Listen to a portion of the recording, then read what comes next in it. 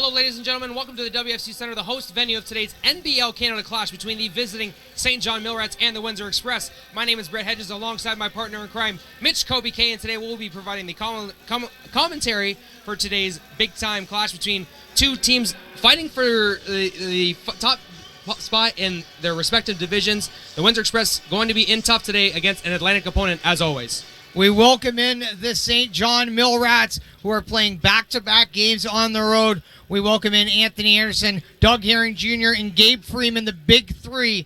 This team is electric. They score a lot of buckets from the three-point line. Good points per game squad, and it's going to be tough for the Windsor Express, who are looking to close the gap in the Central Division to try to take that before the playoffs start.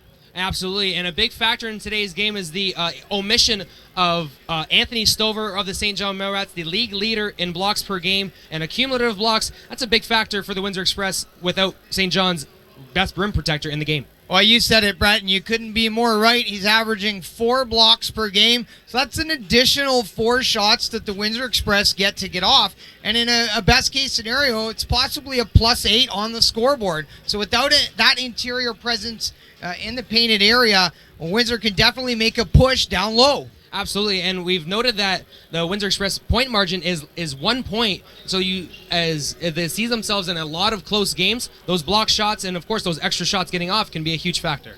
Indeed. And Windsor has had trouble scoring the basketball, but they are the best defensive team in the NBL. They're allowing under 100 points per game. So they've got to establish a lead early and try to play ahead. Because in a very close game where, like you said, the scoring margin is less than 1, anybody can win. And of course, with the Orangeville A's and the Niagara River Lions nipping at the Windsor Express's heels by playing very competitive lately, it's important for the Express to put in a good performance against the Atlantic Division and perhaps what could be a NBL playoff preview.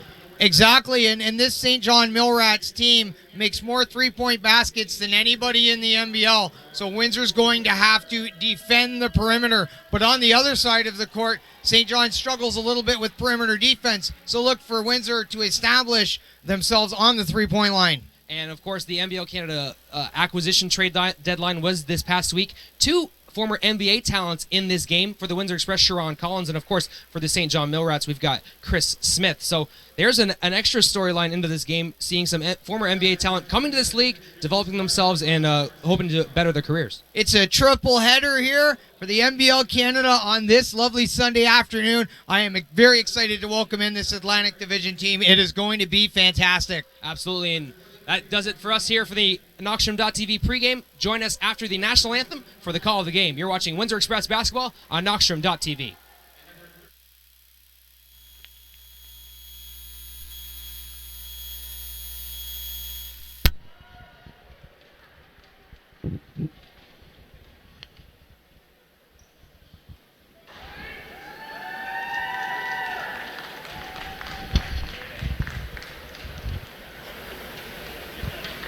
And now, ladies and gentlemen, your starting 5 of your Windsor Express.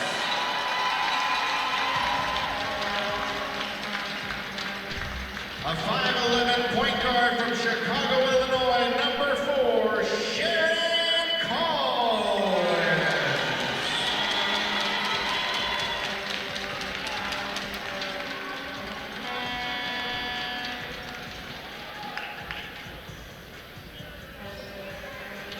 A 6'5" forward from Lake Wales, Florida, number 15, Brandon Robinson.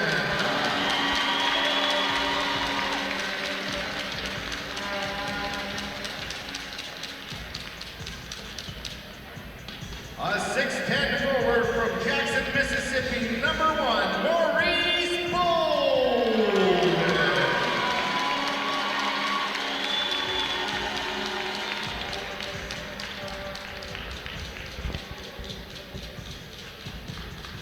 A 6'1" point guard from Chicago, Illinois, number 5, Tony Bennett.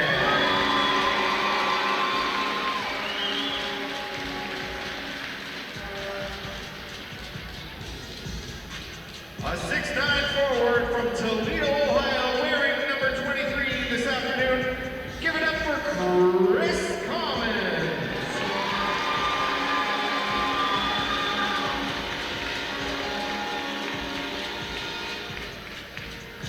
The head coach of your Windsor Express is Mr. Bill Jones. Associate head coaches Tony Jones and Alexa Page. The Windsor Express assistant coaches are Aaron McDonald, Scott Newman, Eric Parker, and Jerry Brompton.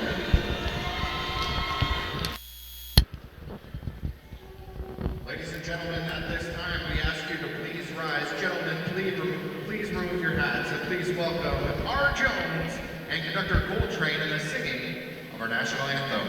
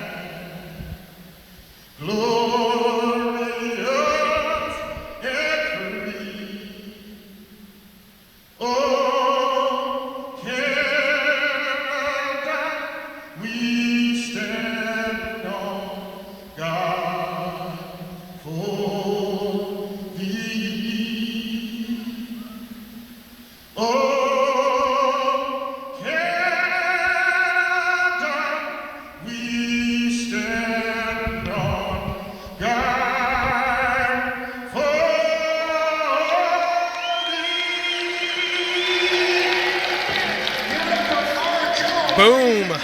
Another wonderful rendition of the national anthem from our man R. Jones, kicking off things at the WFCU Center prior to tip-off between the Windsor Express and the St. John Millrats.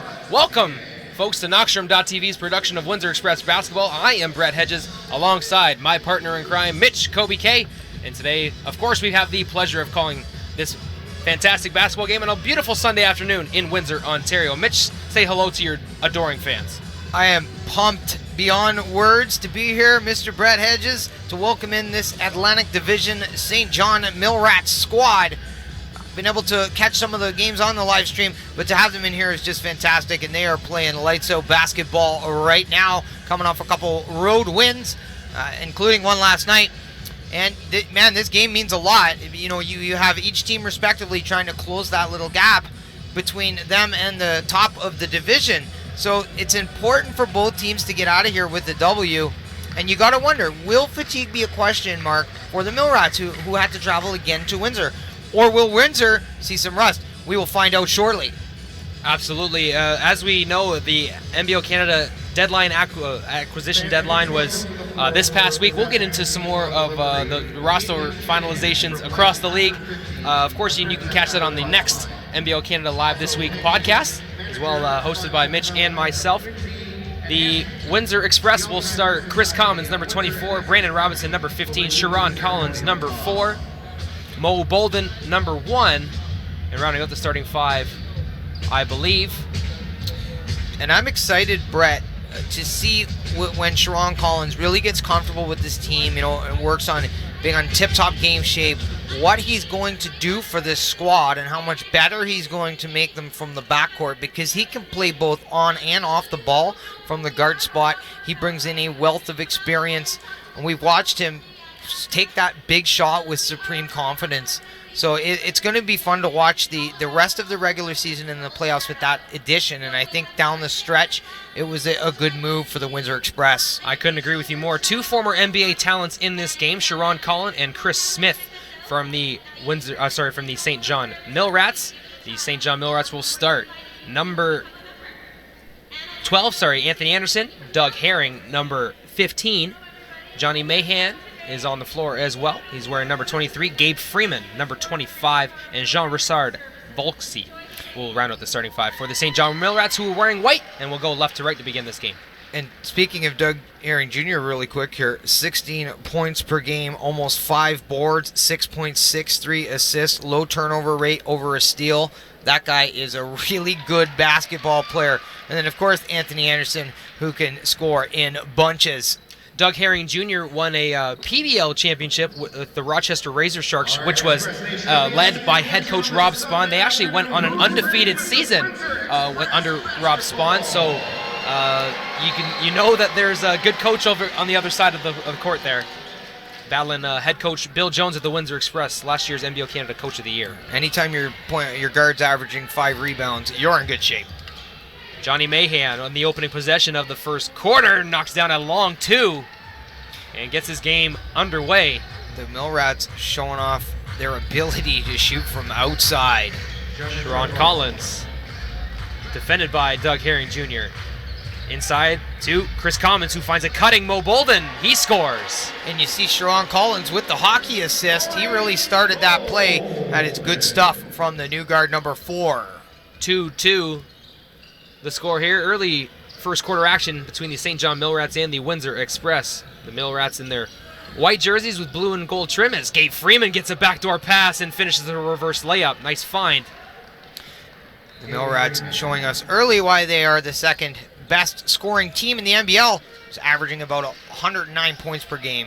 Volsey with the assist. Chris Commons with a baseline jumper, and it's good. A week off, the Windsor Express not showing any rust. They're going shot for shot with the Millrats early on. Both teams look poised and ready. And I was speaking with Tony Jones, an associate head coach of the Windsor Express, and he said his guys are ready. They got the week off. They were keeping their focus throughout the week as Gabe Freeman misses a 3. They actually ran a camp here at the WFCU Center, in the community throughout the week for March break, so they've been in basketball mode the entire time. It can be imperative for teams to have those quick breaks to really solidify, those bonds. And there you go, Brandon Robinson knocking down a shot in the middle of the key. Seeing some fantastic offense early. 3 of the top 4 scorers in NBL Canada history in this game. Anthony Anderson, number 1. Brandon Robinson, number 2. And Chris Commons, number 4. As Gabe Freeman, a former league MVP with the London Lightning, scores at the bucket to make it a 1-point game. Speaking of Gabe Freeman, he is averaging just over 20 points per game, showing off that offensive prowess. Sharon Collins kicks it out to Brandon Robinson. He steps in the middle of the key, drops the bucket. Brandon Robinson answering the bell. Windsor's very own number 15. Robinson spending much of his time with the Island Storm during his NBL Canada tenure as Gabe Freeman knocks down a curling jump shot.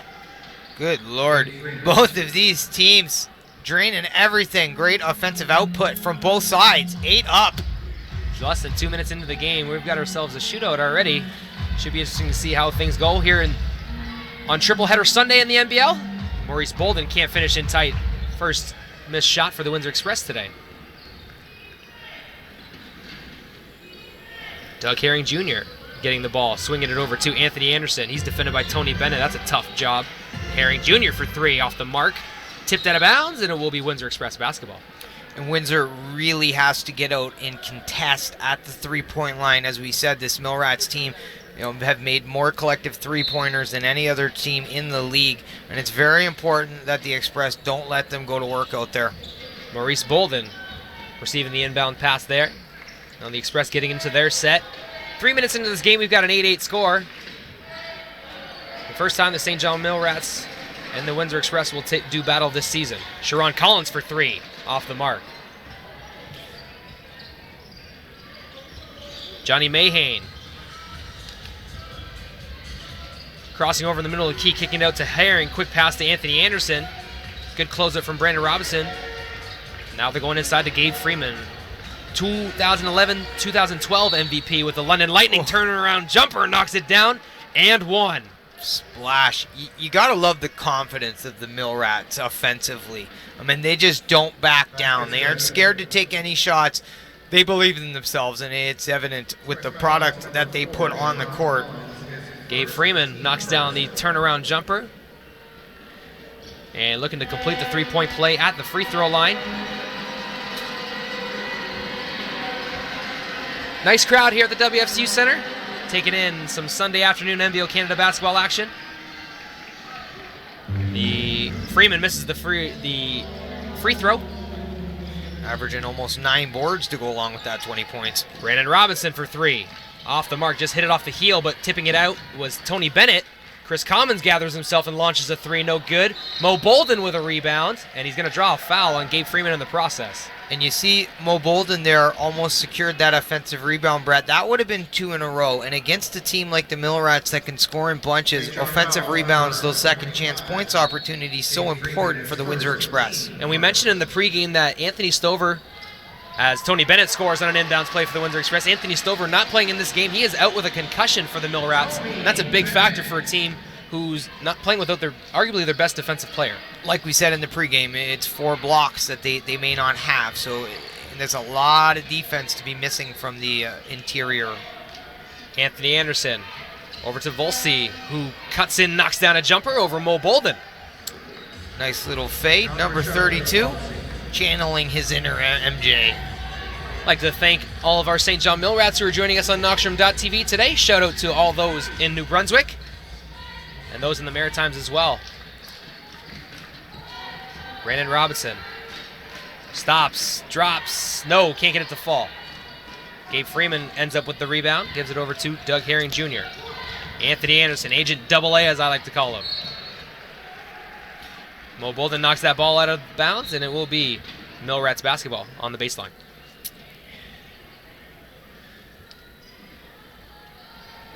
Johnny Mayhane set to throw the ball in on this next inbounds play. The Millrats leading 12-9. Nice quick pass from Mayhane over to Anthony Anderson, who gives it over to Volsi for a mid-range jumper. I think everybody thought Anderson was going to shoot the basketball. Finds the open teammate, very selfless. Start this game, some nice passes. Anthony Anderson, a member of the St. John Millrats since their inception in the NBL Canada. Nice cut there by Commons, won't drop.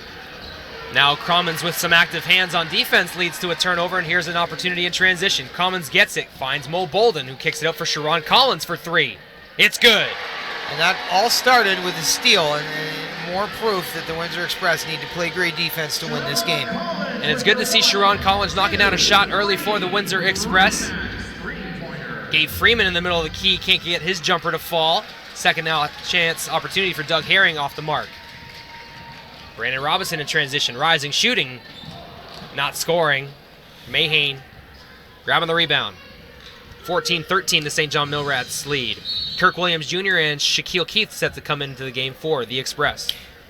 You know your team's deep when you got Kirk Williams Jr. and Shaquille Keith to come into the game as part of the second unit.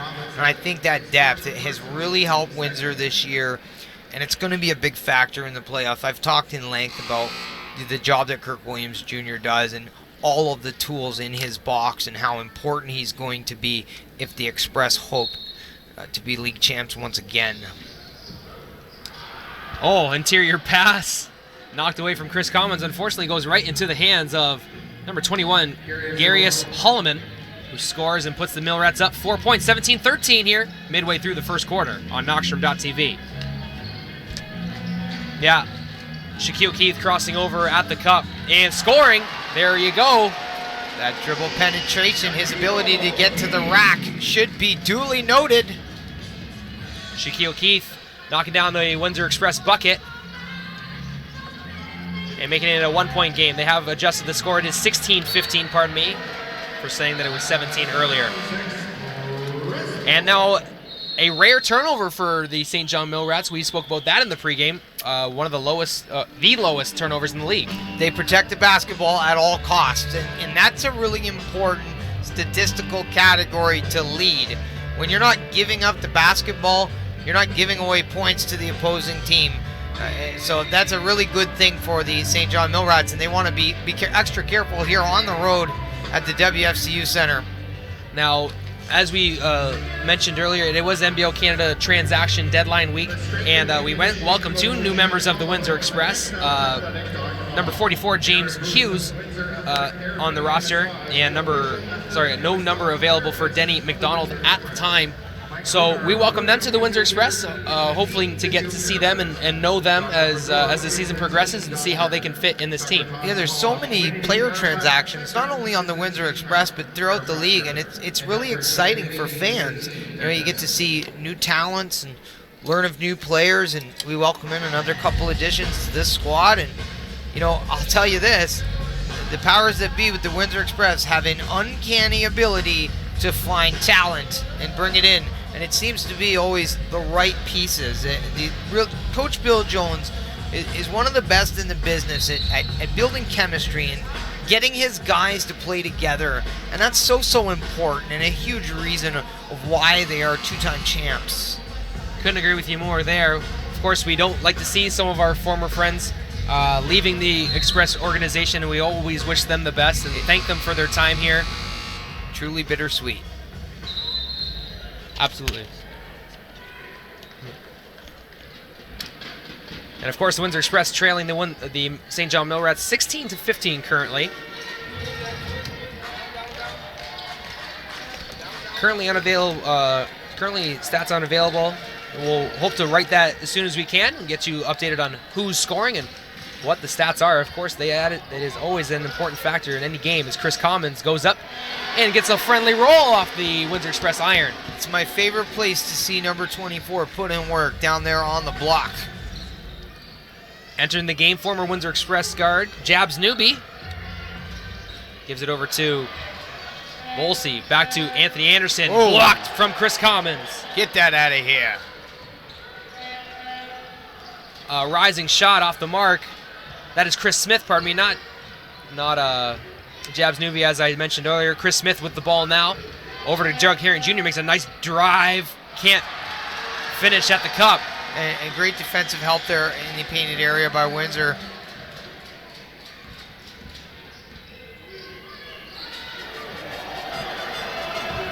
Doug Herring Jr. goes down at the top of the key. Shaquille Keith keeps playing, getting around that zone defense of the Millrats. Ooh, and a 3-ball from Tony Bennett just comes up short. Anthony Anderson rises and shoots right away and can't get it to fall. Shaquille Keith leading it up in transition after the rebound. Behind the back, rising, shooting, no, can't get it to fall. Looking for a call, not going to get it. Chris Smith in transition, over to Volsey, back to Chris Smith, grabs a foul and one. Count it. We're seeing some really exciting basketball. Those in attendance, really in for a treat. Those watching as well. The start to this game has been fantastic. The Express currently tied with the Millrats 17-17. The 3-point play the old way. Chris Smith, a former NBA Knick, as we mentioned in the pregame. One of 2 former NBA players in this game. Chris Smith playing with his brother J.R. Smith. And we're going to see more and more in that, Brett, as this league grows. Our NBL Combine, and just a fantastic way to find talent. More and more great players coming to the NBL, and that's for a reason.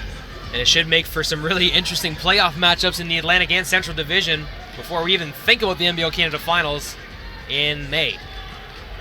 Oh, tip up from Kirk Williams Jr. just pops up the other side of the basket. Garius Holloman. They're going to say that he booted that one into the stands, unfortunately. Just a pass too high for Chris Smith. Holloman arguing that it was tipped. He might have an argument there, but it's so hard for us to say from up here in the hockey view of the WFCU Center, and that's my story, and I'm sticking to it. Brandon Robinson working on Agent AA, drawing a foul and one. Windsor comes back down the other side and gets their own 3-point opportunity. Really going punch per punch here in this heavyweight match. Anthony Anderson going to be charged with his first foul of the game. Team second of the quarter. 3:21 remaining in the first quarter. And Brandon Robinson looking to take a lead for the Express. And he does. 20-19, the hometown team leads.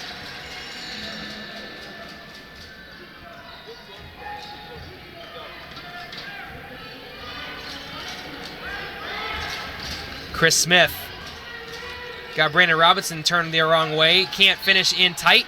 It was say last off of Smith, and it will be Windsor Express basketball. That was one strong take to the rack, almost finishing with the left hand. Fortunately for Windsor, they come up with the rock. Brandon Robinson working against AA again. Hand off to Shaquille Keith at the top of the key.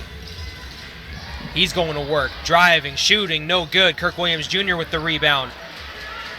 Tony Bennett with time winding down, kicks it to Shaquille Keith. He misses the three-pointer. Another row board, though, for the Express, and that's a good sign. And a rising shot from Anthony Anderson in transition. Gives them a 21-20 lead. The NBL Canada's all-time leading scorer, AA. Of course, we noted on the NBL Canada Live This Week podcast a few weeks ago that when Anthony Anderson dropped 51 points in a game against the Orangeville A's. He drops 30-plus. And, that can happen any time out. Chris Smith saves it from going out of bounds. He heaves it to Tony Bennett, who knocks it down from in between the half-court line and the three-point line. My goodness. Very intelligent play by number 5. He knew the shot clock had 1 on it, so he heaves one up and buries it. Ends up with on one knee, but he knocks it down, put almost everything that he could into that shot. Chris Smith kicks it out to Garius Holloman on the baseline. Knocks down a jumper, just a long 2, however. The excitement factor at the highest level right now in the WFCU Center as we see the Millrats clawing their way right back 23 up. What a great first quarter. Chris Commons fakes out a defender, rises and shoots, knocks it down from 3. Chris Commons hesitates, waits for the defender to pass, takes one dribble, and buries the triple from his sweet spot. Olu Famutimi, the victim on that Chris Commons three-pointer, as they take a 26-23 lead. Just over a minute to go here in the first quarter. Chris Smith takes a pass in the post from Keith Gaydon and can't finish on the reverse. Kirk Williams Jr. at the three-point line. Puts it long. Anthony Anderson.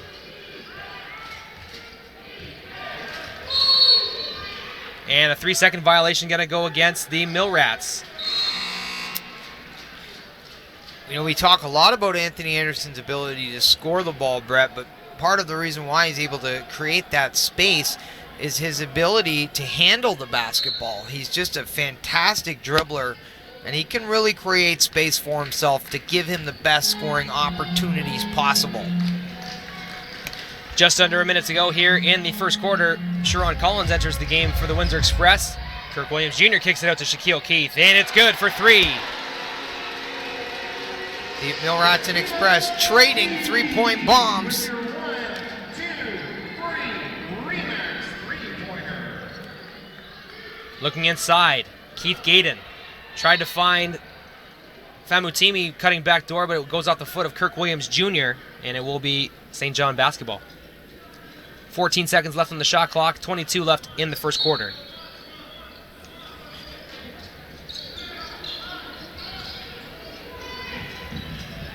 And a turnover on the inbound. Sharon Collins, however, turns it over right back. Nearly. He saves it from going out of bounds, but they're going to say that a foul is going to be called against Sharon Collins for pushing Keith Gaydon on the loose ball foul. Bill Jones not liking it, but the St. John Millrats will have a chance to dent this 6-point Express lead in what has been a fantastic first quarter, Kobe. Couldn't have asked for any more than this. We're seeing both offenses really working, everybody contributing, and these two heavyweights going back and forth. It's like Muhammad Ali and George Foreman all over again. And Alex Johnson going to enter the game for Sharon Collins as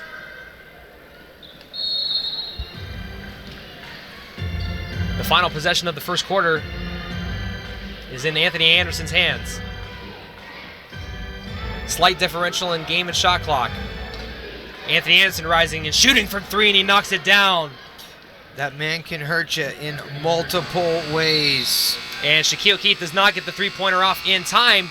The final score at the end of one quarter, the Windsor Express 29, the St. John Millrats 26. When we return, more of Windsor Express basketball on Knoxroom.tv.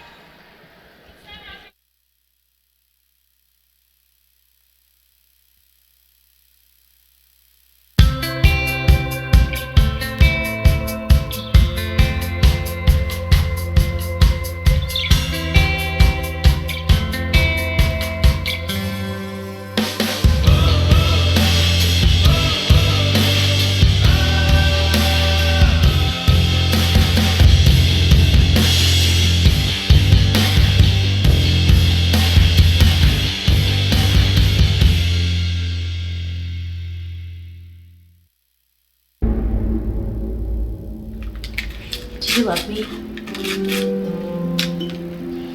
Of course I love you. Hey, guess what? I got a job interview tomorrow. Hunter, you're not listening. How do you know that my love for you is real? Is any of this real?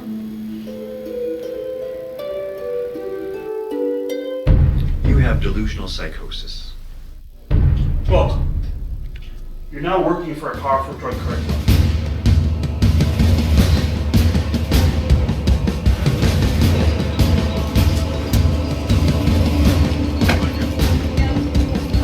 I want you to get out of here and move on. I'm stuck in this.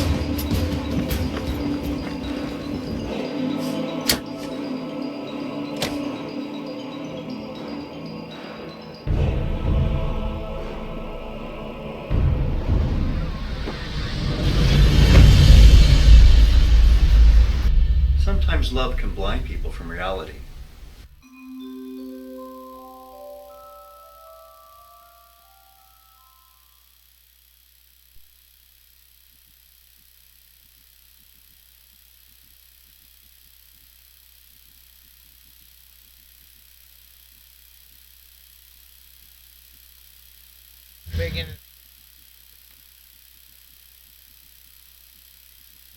Welcome back to the WFCU Center, ladies and gentlemen. A fantastic first quarter between the Windsor Express and St. John Millrats, featuring 55 points combined.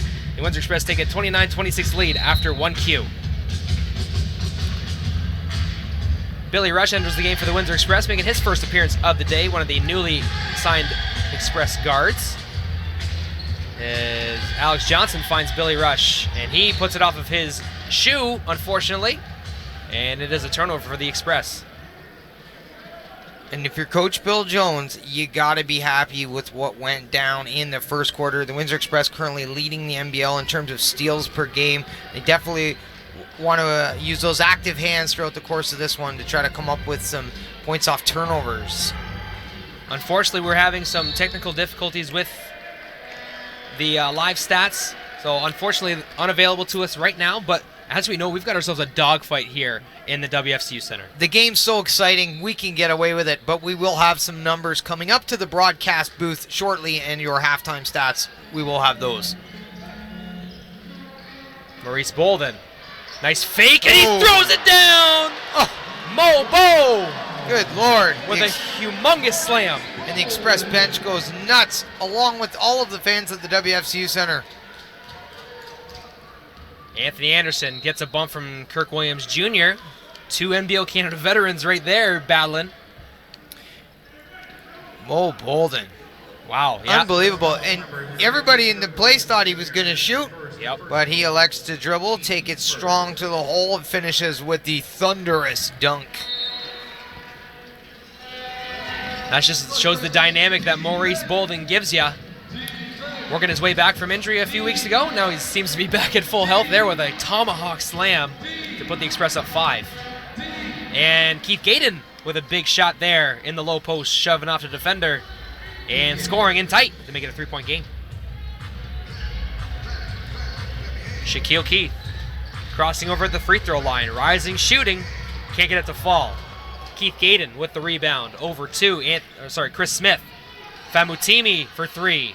Short on the 3 ball. Alex Johnson racing in and grabbing that rebound. Lead pass over to Shaquille Keith. Finds Billy Rush on the baseline. Back to Keith. Off the glass and good. Spectacular highlight reel stuff, give and go. Shaquille Keith, the rookie, showing off that high basketball IQ. Anthony Anderson back to work for the St. John Millrats.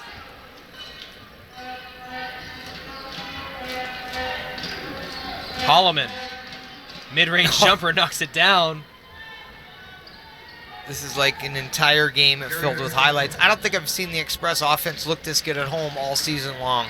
I couldn't agree with you more. They're playing at a high level, but matching them point for point, the St. John Millrats as Kirk Williams Jr. kicks it out. Extra pass. Alex Johnson leaves it, and a traveling violation going to go against the Express, says official Paul Carter. Unfortunate break. I would have to concur. But Windsor working hard. as are the St. John Millrats. They ain't scared to come in on the road to face nobody in this league. Getting it done. Rob Spahn coming off an undefeated season in the PBL in the summer, coming over to the NBL Canada to lead the St. John Millrats once again. He was a former coach of theirs a few seasons ago, back at the helm, and they're playing at a very, very high level. Chris Smith over to Holloman. No, they're going to say he traveled in the post. So trading turnovers are the Express and the Millrats. And you talk about Anthony Stover not being here, Brett, and is that a big part? We have seen a lot of outside shots made, but that interior presence, being a void for the Millrats is definitely a factor.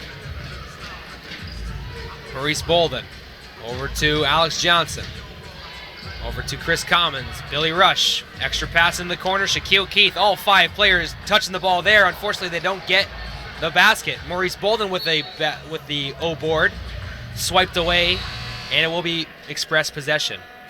That's a pretty offensive possession if you're the Windsor Express. Absolutely, they are playing in sync. We're seeing why the Windsor Express are leading the NBL in team assists per game. Chris Commons in the low post, sneaks it over the front lip of the rim, and it goes in. 2 more points in the paint for Mr. Dependable, number 24.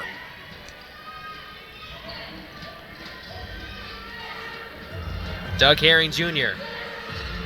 Over to, no, that pass is knocked away, but Chris Smith gets the second opportunity. Third opportunity from Gaydon is good. Those 50-50 balls, oh so important. Millrats working hard under the basket. Getting it done. Keith Gaydon being a factor for the Millrats.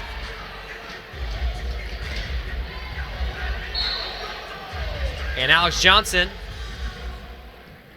is going to draw a foul. That one's going to go against Chris Smith, number 2. That's his first foul of the game. Team first of the quarter. So neither team in foul trouble at all. They're playing pretty clean defense. Alex Johnson for 3 off the mark. A little too strong there for Superman. Ooh. I missed Famutimi tried to find Doug Herring Jr. cutting back door. The pass just behind him. That is a turnover. And the Windsor Express will take over with a 3-point lead. 8:15 to go in the first half. Thank you for joining us on Knockstrom.tv. Glad to be back home after spending a few days working the CCAA Women's National Basketball Championships this past week, Mitch. It was a lot of fun. Alex Johnson with the O board there, getting some good position on Doug Herring Jr. Over to Chris Commons for 3 off the mark, just off the heel. Chris Smith in transition. Lobs it up for Doug Herring Jr., gives a nice tip pass to Gabe Freeman. Second opportunity goes in. Gabe Freeman with another basket for the Millrats, making it a 1-point game once again. Who are showing offensive versatility, scoring inside and out. Shaquille Keith working his way. No, throws it away on the baseline. Doug Herring Jr. leaves it. Johnny Mahane, no good. Gaydon with a big rebound there. And he scores. Filling in for Anthony Stover, Keith Gaydon, a very worthy replacement. You read my mind, Brett. That was going to be my next point. He is filling that hole, no doubt about it. Doing a great job down there. Being very tough on the offensive glass, and another traveling violation going to go against the Express.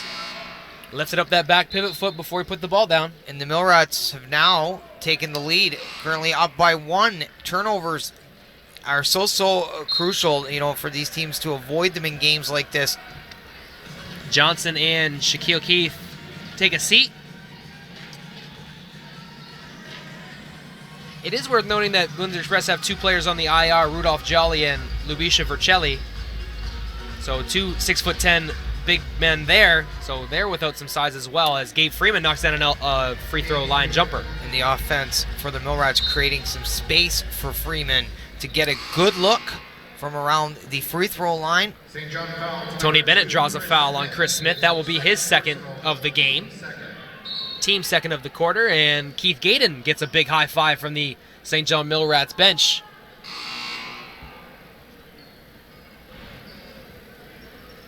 And Volsey checks back into the game. Jean Richard. Billy Rush enters the game for the Windsor Express. Looking inside. Yes, Billy Rush gets it. And he's going to draw a foul. I believe that is going to be Johnny Mahane with the foul. Billy Rush still trying to find his rhythm with the Windsor Express. We've seen him for a handful of games now, but we know about his skill set. He brings a lot from the three-point line, and of course, he's a very, very quick player. Reminds me a lot of Brandon Robinson. The whole Millrats team very fast. I've noticed blazing speed out of most of their players. Brandon Robinson misses the jumper. In transition, Jean-Richard Volsey kicks it out to Herring. Extra pass to Mahane. He puts his foot on the ground. Can't get it to fall.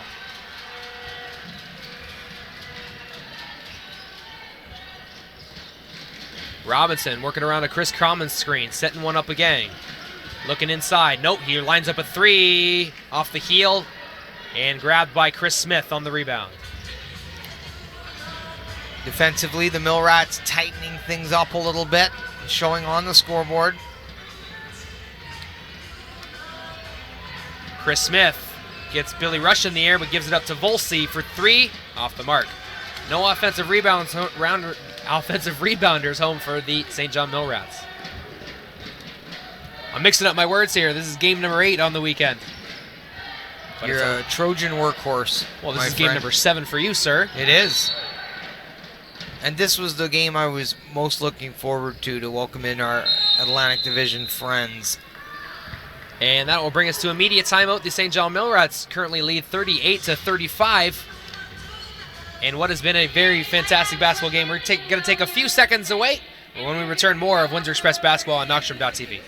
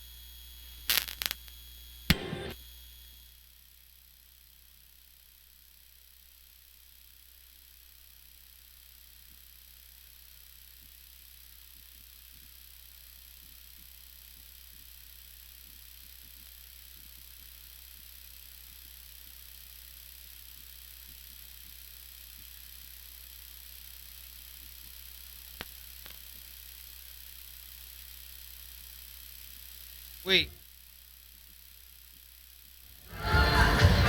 Welcome back to the WFCU Center, ladies and gentlemen. Continuing second quarter action between the St. John Millrats and the Windsor Express. And folks, make sure to join us on Twitter.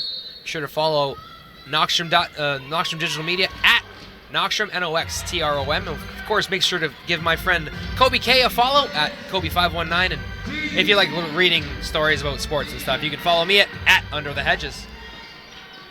And an opening possession out of the timeout. Doug Herring Jr. makes it a 5-point game now. The Express defense got caught sleeping on that one.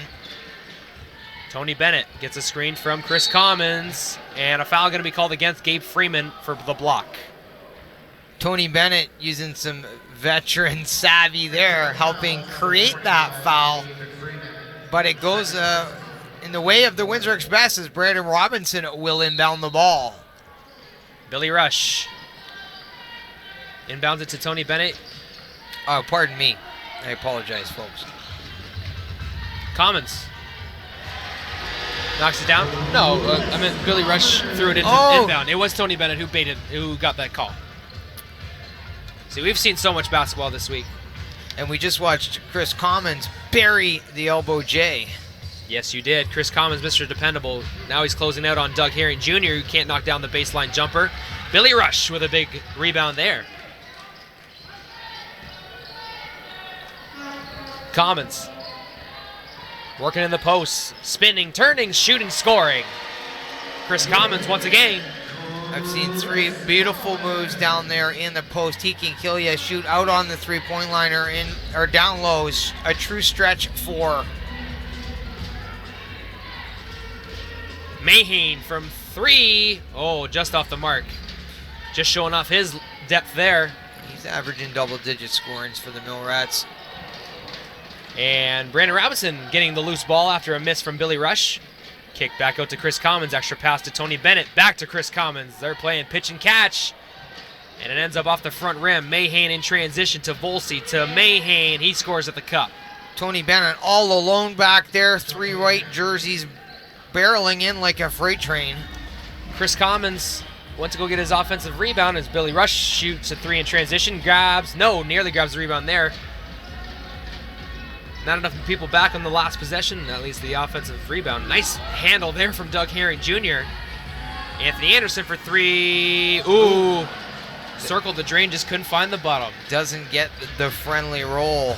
That would have been a nice cut highlight there for the NBL Canada Plays of the Week. No doubt about it. We've seen a AA on many, many highlight reels.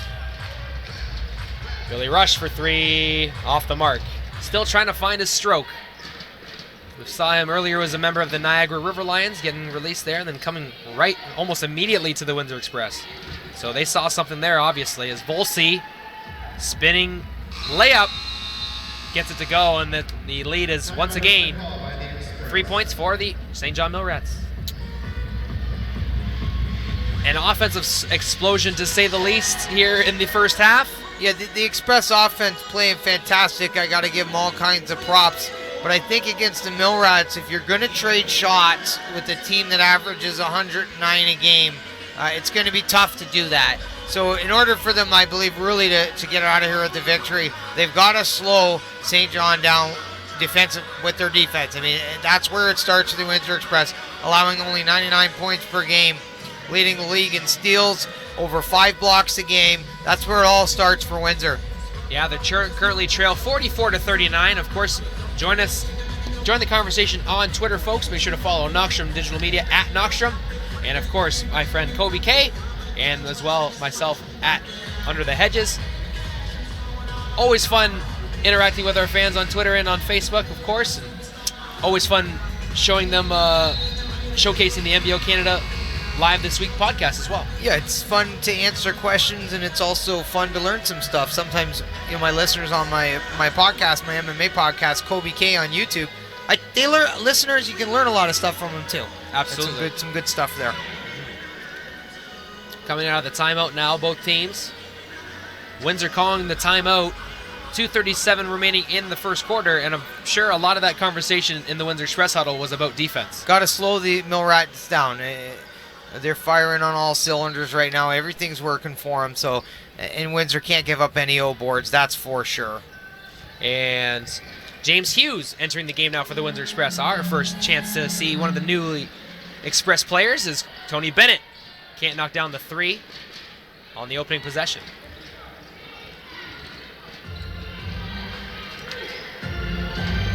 Gabe Freeman. 2:15 to go here in the quarter. Defended by Hughes. Going right to the basket. Hughes disrupting that shot there. Big wingspan. And here they go in transition. Here come the Windsor Express. Skip pass to Sharon Collins. Inside to James Hughes. Let's see what he can do. Kick it back out to Sharon Collins. He rises and shoots. Can't get it to fall. Mill Rats, they've tightened up defensively themselves, Brett. They're forcing Windsor into taking 3-point shots, and it's working. They're a little cold from 3-point land right now. They should look to try to work the ball inside a little more. Get some high percentage shots. Yeah, Mill Rats looking to distance themselves from the Express heading into halftime. Volsey for 3, and he knocks it down. And they are showing off why they lead this league in 3 points made per game, up around almost 12. Shoot the lights right out. Sharon Collins at the top of the key, getting a screen from Hughes. Over to Chris Commons. Brandon Robinson with the handle now. Robinson steps inside the three-point line. Can't get the shot to fall. Tony Bennett grabbing that. No. Yes, James Hugh with the offensive rebound. Recycle possession for the Express. And it will be, we'll need a shot clock reset. It was at 0 when the official called the game, called the violation, but it's reset now. They'll have it down to 20 seconds, and the Express get another opportunity with a set look here. Yeah, we've seen a lot of nice looks at the rim. 3-4 pass swings, and they find somebody inside, backdoor cuts. That high percentage stuff. And I hope they can get back there a little bit and recreate some of that magic. I agree. Good to see the newly signed Windsor Express player James Hughes. We don't know too much about him, but we know he can rebound. He's got some length, and he's down to work. I see those things right out of the gate for number 44. Listed at 6'11", 230 pounds, hometown Northern Illinois. And like you said, Brett, with a couple of our big guys on IR, he gives us some of that length back. Mm-hmm. Of course, another player signed was Denny McDonald. So we'll look to see what he can bring to the Windsor Express when he gets a chance to. Denny is listed at 6'6", 220 pounds, and a former player at Trinity Western University of the CIS. So rounding out a Canadian spot, adding a little bit of length to the Windsor Express there.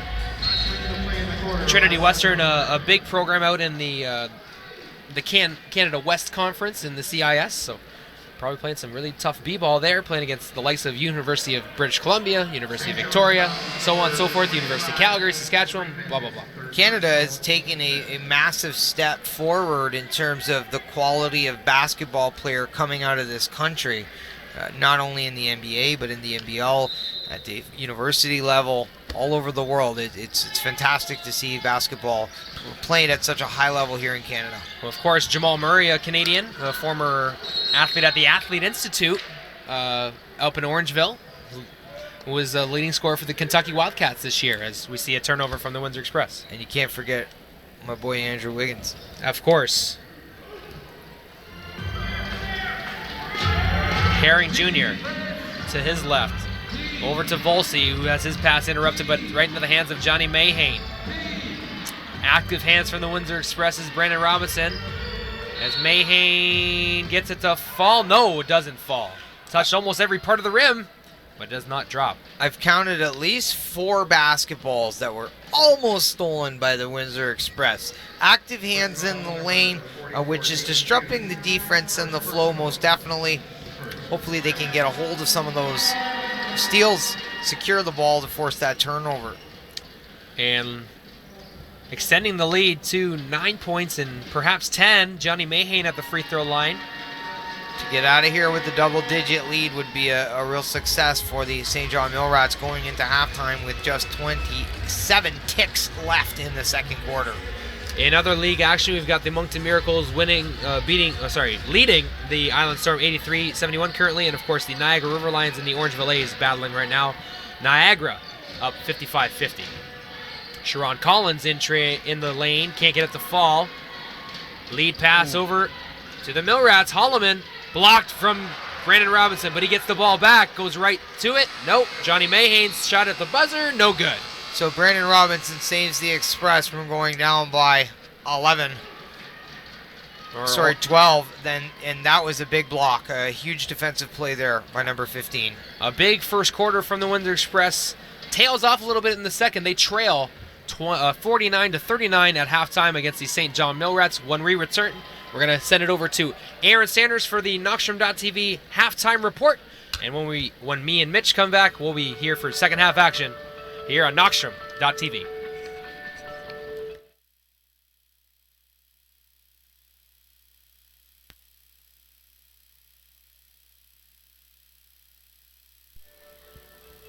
Thank you, gentlemen. And for the first day of spring, Spring has really sprung, especially for the St. John Millrats as they hold a 10-point lead over the Express at the end of the first half, 49-39, and it is time for another installment of the Knockstrom Halftime. Ladies and gentlemen, I'm Aaron Sanders bringing it to you, and I hope the first day of spring is treating you well. Beautiful day outside, and we have a terrific game inside the WFCU Center. Now for the first half recap.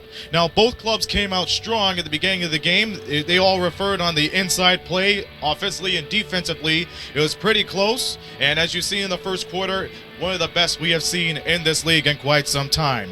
Even though it was close throughout, St. John started getting comfortable outside. They were taking outside shots more than often, and that was really the edge to give them their 10-point lead as they have now at halftime. They were gaining more on the transition game, whereas for the Express, they couldn't do that, but they still relied on the inside, which has been good so far because considering that was their main flaw as the season started into where we are now. They really stepped it up in the first half of play, and hopefully they could get back from being within 10 at halftime. And the Express, I give credit to their defense too. They've been really responsive on the defense and on the pick and rolls and whatnot, but St. John has gained the upper edge at halftime. That's it for this game. Let's just take a little bit of time to talk about how these teams are doing. St. John Millrats, they were 6-1 in February, and Robert Spahn, their head coach, was coach of the month. Now, Rob Spahn, I talked to you about him, I think, on the last telecast, and last year he took time off from St. John to coach the Rochester Razor Sharks from the Premier Basketball League. Undefeated season, won the championship, and why not? So, since he came back to St. John, they have been 6-1 in February, but since then, in this month of March, they have been 3-4, picking up a victory against the Orangeville A's yesterday at the Institute. Now, they still remain a threat for first place in the Atlantic Division, going up against the Halifax Hurricanes, who are still the cream of the crop of that division. As for the Windsor Express, it's a different story. They have won 2 of their last 5 after losing 3. They had a road trip at Niagara and Orangeville a couple of weeks ago. They lost 2 of those games, but they came back and won there. And, they are in the middle of their 4-game homestand, but here's a good fact. Since Bill Jones came back on the bench as their head coach, they have been 5-3. They look to retaliate and rejuvenate on that with his assistants coming back. They want to go 6-3, but with this 10-point lead, they have to go really hard in the second half to do that. Now for the out-of-town scores. We have the Orangeville A's taking on the Niagara River Lions. They are in the second quarter. River Lions gaining a 1-point edge over the A's, 51-50. Leading scorer for Orangeville, Richard Amati, 20 points, 3 rebounds, and 2 assists. For Niagara, it's Clinton Springer-Williams with 10 points. That's for that game, and now we shift forward to the Moncton Miracles and the Island Storm. The Moncton Miracles are up by 15, 79-64 in the third quarter. Dexter Strickland is Moncton's player of the game so far, 19 points, 2 rebounds, 4 an assist. And for the Island Storm, Terrell Baines, 18 points, 5 rebounds, and 2 assists. We're going to take a commercial timeout right now, and when we return, we will talk about this week's NBLC player of the game. Who is it for the second time? You're watching the Knockstrom Halftime. We'll return following this commercial timeout.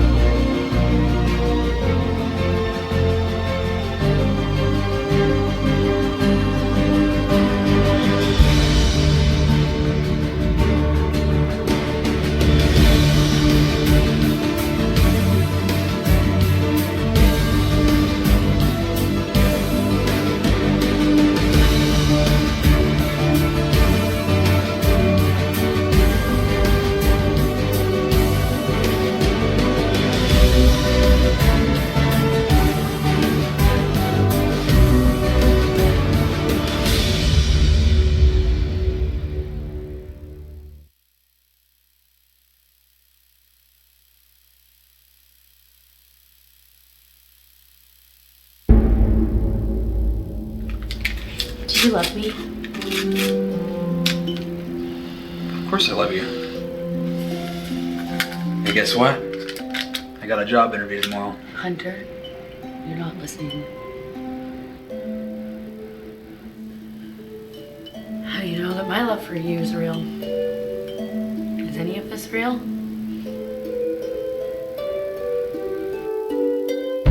You have delusional psychosis. Look, you're now working for a powerful drug cartel.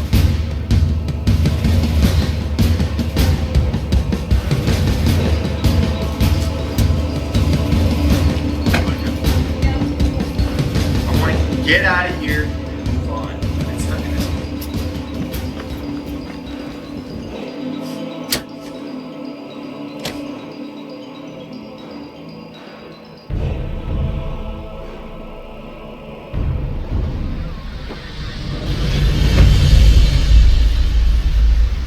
Sometimes love can blind people from reality.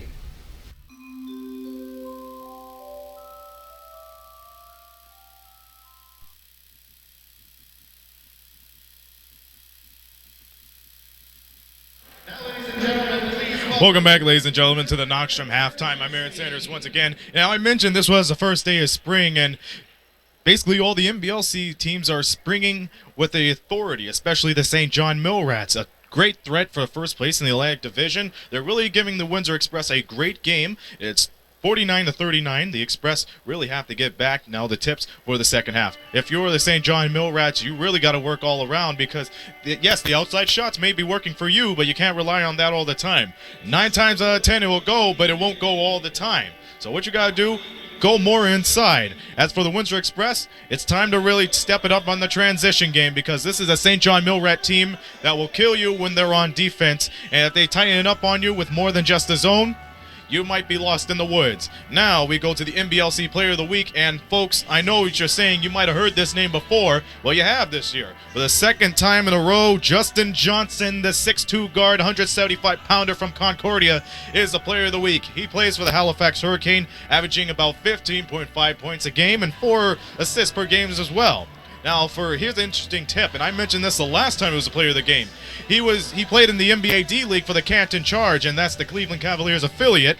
And his game was really different. He played patiently to make sure to get the gaps in the offense, let the plays breathe, and set up for shots and passes. However, since he went to the Halifax Hurricanes, that has been a different story. He plays quick, and he has a fair transition game, and he has no hesitation taking it in.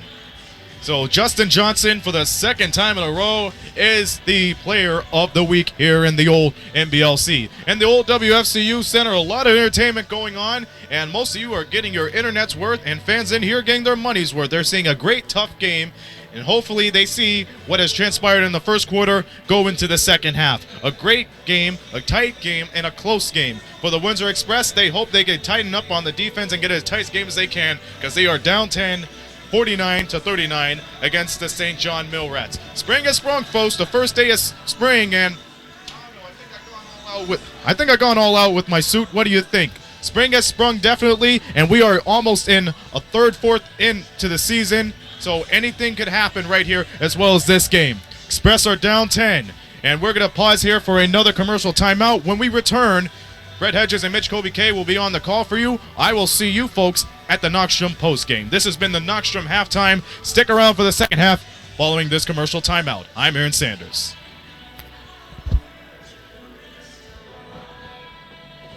Thanks, Alex.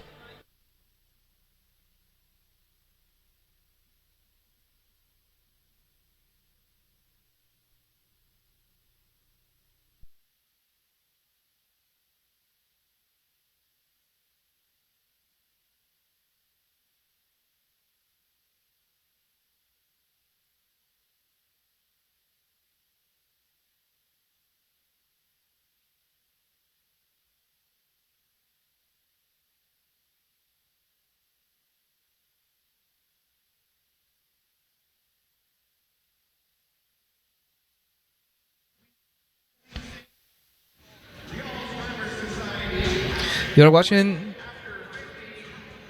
St. John Millrats, Windsor Express, Knoxstrom.tv. We'll be right back.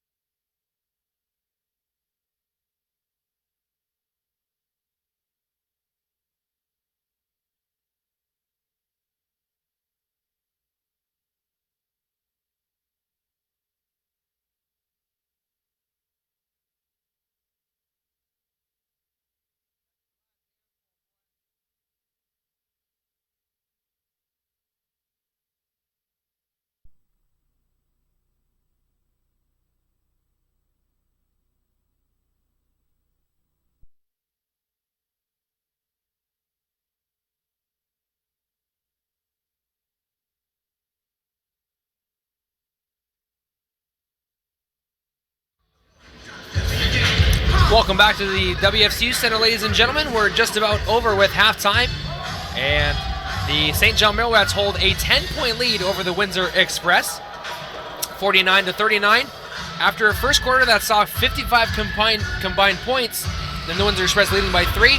The St. John Millrats put together a really solid second quarter to take a 10-point lead into half. They certainly did, and it was spearheaded by Gabe Freeman, who leads all scorers for the St. John Millrats with 12. Jean-Richard Volsi chipped in 9 points. Keith Gayden with 6. Garius Holloman with 6. And Anthony Anderson with 5. And for the Windsor Express, they were led by number 24, Mr. Dependable, Chris Commons. He had 13 points for his team. And then, of course, the rookie, Shakeith Gill, number 22, he had 7. Brandon Robinson chipped in 7. But the Express got to get some other guys going. Like I said, a strong defensive effort in this second half. Try to slow down this St. John Millrats team. We apologize having some technical difficulties with our DAC stats, but we do have our point totals for you guys, and it should be noted that Gabe Freeman playing with 3 fouls. Second half action underway here at the WFCU Center between the St. John Millrats and Windsor Express. Doug Herring Jr. at the helm. Over to Johnny Mayhane for 3. No good on the opening shot of the second half. Windsor Express looking to dent this 10-point deficit. Chris Commons gives a stutter step at the 3-point line. 2 passes later, Kirk Williams Jr. gets his own rebound. Can't get it to fall. Unfortunate for Captain Kirk Williams. Yeah, he made a heck of an effort there. Alex's favorite basketball player in the NBL Canada. Oh, make sure, folks, to click your HD tab in the bottom right corner so you can watch us in high definition. Of course, if you're having some buffering and some lagging issues, go back down to the standard definition, and you should be good to go. Nothing but the best coming out of Knockstrom.tv here. Absolutely, and Alex got some hockey experience this past week, working alongside WeTV, and jack of all trades. Alex doing a great job as always, our humble servant. And here he comes, folks. Yes, we were doing some collaboration with Dash TV, of course. Alex, are you a hockey fan? Yes, of course, hockey fan, but I don't have too much time to go to the hockey games. Not when you're doing this. He's a basketball fan, above all things. The man, the myth, the legend, Alejandro. My fearless leader. Kirk Williams Jr. on the baseline has the ball swiped away from Gabe Freeman, former MVP of the league. That's some great defense right there. Mayhane for 3, no good. Tracked down from Kirk Williams Jr. Nice play to get it up to himself. Brandon Robinson finishes the play. And credit Kirk Williams Jr. there for a crafty and nifty little move to push the ball ahead of himself as he got a step on his defender. And there's another steal by Tony Bennett. Oh, and he can't finish in tight. Unfortunate. Mayhane. It's good. Yes, you knew he was going to knock down one. Yeah, and that was 2 shots for the Windsor Express that just didn't drop. So that's 4 points they lose. Mayhane hits on the long ball. He's averaging 12 a game. Kirk Williams Jr. up to Sharon Collins. Gives it inside to Kirk Williams Jr., and they'll say he stepped out of bounds. So another nullified chance for the Windsor Express. So a little bit of a shaky start here to the third quarter, but not because of lack of effort. Volsi steps inside the 3-point line, finds a cutting Johnny Mayhane, but the pass is behind him. Brandon Robinson with the ball. The Express leading the league in steals per game, 2 in this third quarter already. And another turnover for the Express. Here come the Millrats. Doug Herring Jr. for 3, leaves it short. Air ball, but the Millrats lead 54-41. And fortunately for Coach Jones and the Express, that doesn't drop because that would have been 3 points off of a turnover. So very fortunate for the Windsor Express to get the ball back here. Sharon Collins will handle the duties from the point guard position on this play. Tony Bennett faking the shot, going to the hole. No, they're going to say discontinued. But that foul is going to go against Anthony Anderson, I believe. And the Express will have a possession on the far sideline. St. John fouls number 12, Anthony Anderson, his second personal, team first. Quick passing for the Windsor Express is solved by the Johnny Mayhane. He steps inside the passing lane in transition, leads it up and can't finish it. Gabe Freeman tried, but he can't finish also, and it'll be Windsor Express basketball. And the Millrats failed to convert on another turnover, giving up what could have been some points off turnovers for themselves. Sharon Collins at the top of the key, directing traffic for the Express. They're down 13 points. Steps off the defender, knocks down a jumper. Sharon Collins, the former Kansas Jayhawk. All starting with the Kirk Williams Jr. screen. Oh, no one home for the Windsor Express there. Gabe Freeman finds a soft spot in the defense. And that's that crafty, intelligent Millrats offense, as the Express finally found a way to score a nice basket there off the nice pick from Kirk Williams, but the Millrats answered the bell, showing off how good this team is offensively. 56 points already. We're trailing, to say the least, and you saw a little conversation between Kirk Williams Jr. and Sharon Collins, trying to figure out what's going on the defensive side of the ball. On one side, they're not capitalizing on their opportunities and then giving up some easy shots to the St. John Millrats. Right, so it's a perfect time to get settled, Brett. This is the exact moment when you need to bring the team into the huddle and say, okay, guys, let's settle things down. Let's all get on the same page and come out here and play a little more poised and a little more efficiently, because they won't get out of here with the win if they continue to turn the ball over, that's for sure. And the Millrats leading 56-43. The Express, it's been 7 days since they've played. We saw them last play against last week here on a Sunday afternoon. And after perhaps they were playing on a good roll for a good while, they had a 4-game homestand. They won most of those. And then they had a good battle with the Orange Valets and some Niagara and the Londons, of course. And now with some Atlantic Division competition coming in, you can see what kind of dynamic those teams bring and just how skilled those teams in the Atlantic Division are. Yeah, we're seeing a testament to depth here in the league. And if you go back and you look at recent losses by the Orange Valets and the River Lions per se, they're very close games. And we are in the home stretch here, folks. This is really a time now where we're going to, figure out seeding for the playoffs. And we're in the final push to the season here. An exciting time to be in the NBL. It's worth noting that the Windsor Express are 0-3 against Atlantic Division opponents this year. They're 15-13 on the regular season. Tony Bennett working in the low post, kicks it out. Brandon Robinson at the top of the key, rising, shooting in the middle of the key, leaves it short. James Hughes has entered the game. He couldn't get his hand on that rebound. Doug Herring over to Johnny Mayhane. It's good. Johnny Mayhane for 3.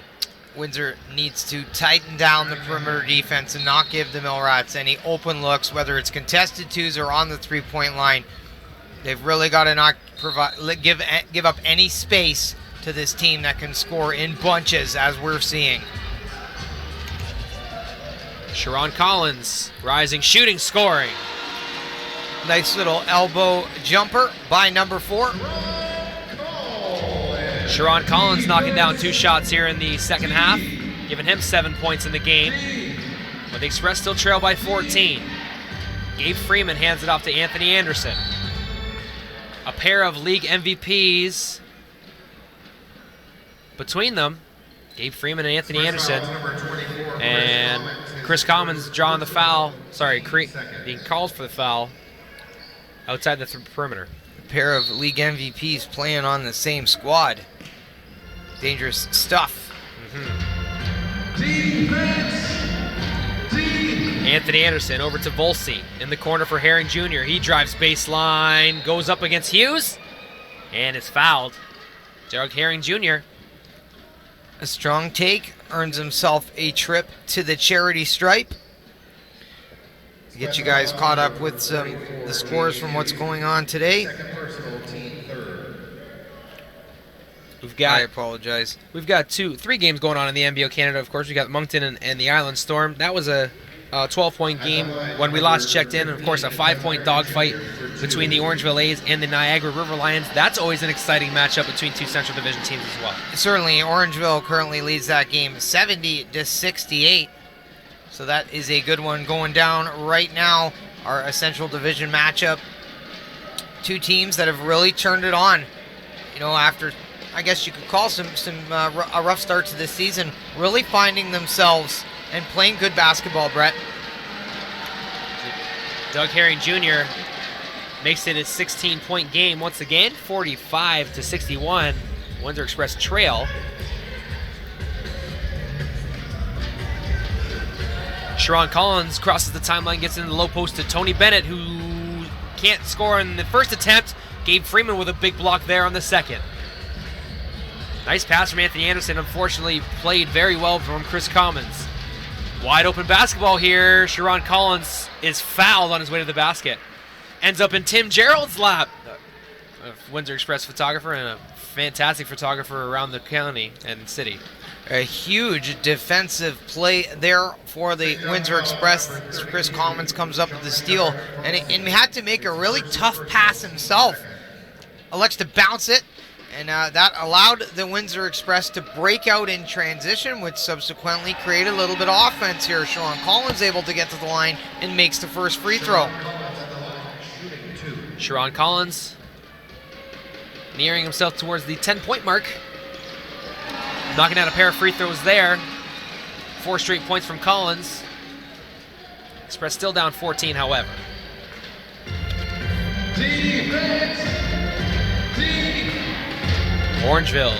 Doug Herring Jr. scores at the cup. What skill. Doug Herring Jr. Once again, Doug Herring Jr. getting it done. Sharon Collins crosses the timeline for the Express. Trying to make something happen. James Hughes over 2. Tony Bennett in the low post now. Rising shooting. Can't get it to fall. Second opportunity. No, it ends up in the hands of Anthony Anderson. Here they come. Double A. Over to Volsey. Back to double A. He can knock him down from anywhere in the gym. You got to be a test for him every time he's on the floor. And a 3 in the key violation going to go against Gabe Freeman. And Windsor Express will take advantage of the turnover. And a rare turnover for this Millrats team. A great less than any other squad in the NBL. But this one comes in a timely manner if you're the Windsor Express, who can possibly create some points off turnovers with this possession.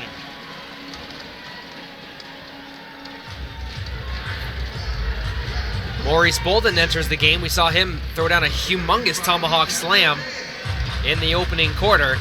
Something like that will wake the team up. Tony Bennett's pass inside is disrupted by the Millrats. It's on the floor, ends up in Brandon Robinson's hands. Kicks it out to Mo Bolden for 3. No. Freeman to Volsey for 3. Yes. Absolutely lights out from downtown. The St. John Millrats showing off why they lead that big statistical category from downtown. Sharon Collins over to Maurice Bolden. Bolden working against Doug Herring Jr. in the low post, spinning baseline, rising, shooting, no good. Loose ball grabbed by Anthony Anderson. Here comes Mayhane over to Doug Herring Jr. Freeman to Volsey for 3. It's good. And now the lead extended to 22. Unbelievable. This Millrats offense working like a finely well-oiled machine. 3 straight 3 balls from the St. John Millrats. It was no secret coming in where they were strong offensively, and they are showing off. Tony Bennett for 3. He can't finish. Robinson on the second chance. He's disrupted inside from Volsey.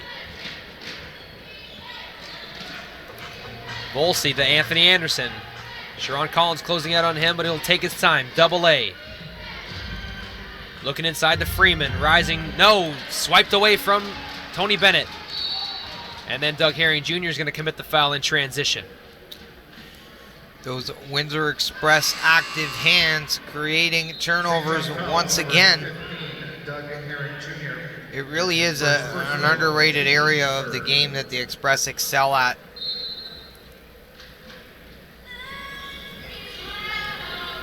Shaquille Keith in the corner. Maurice Bolden on the baseline. Knocks it down a long 2. But it stops a drought for the Express offense. Gets the crowd back in it. Wakes up the team a little bit. Huge bucket for Mobile.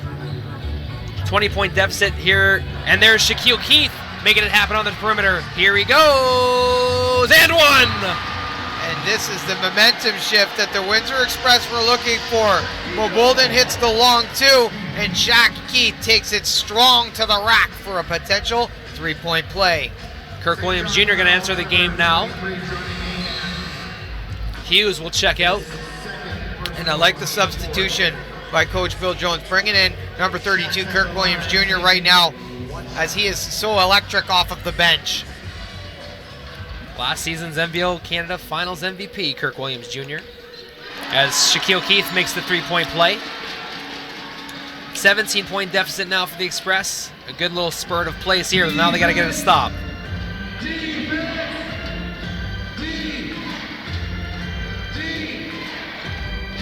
Freeman kicks it out to Volsey. Short on the 3 ball.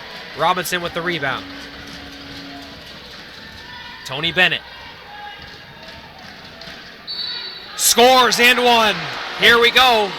And who other than Mr. 40 plus to come up with a huge bucket.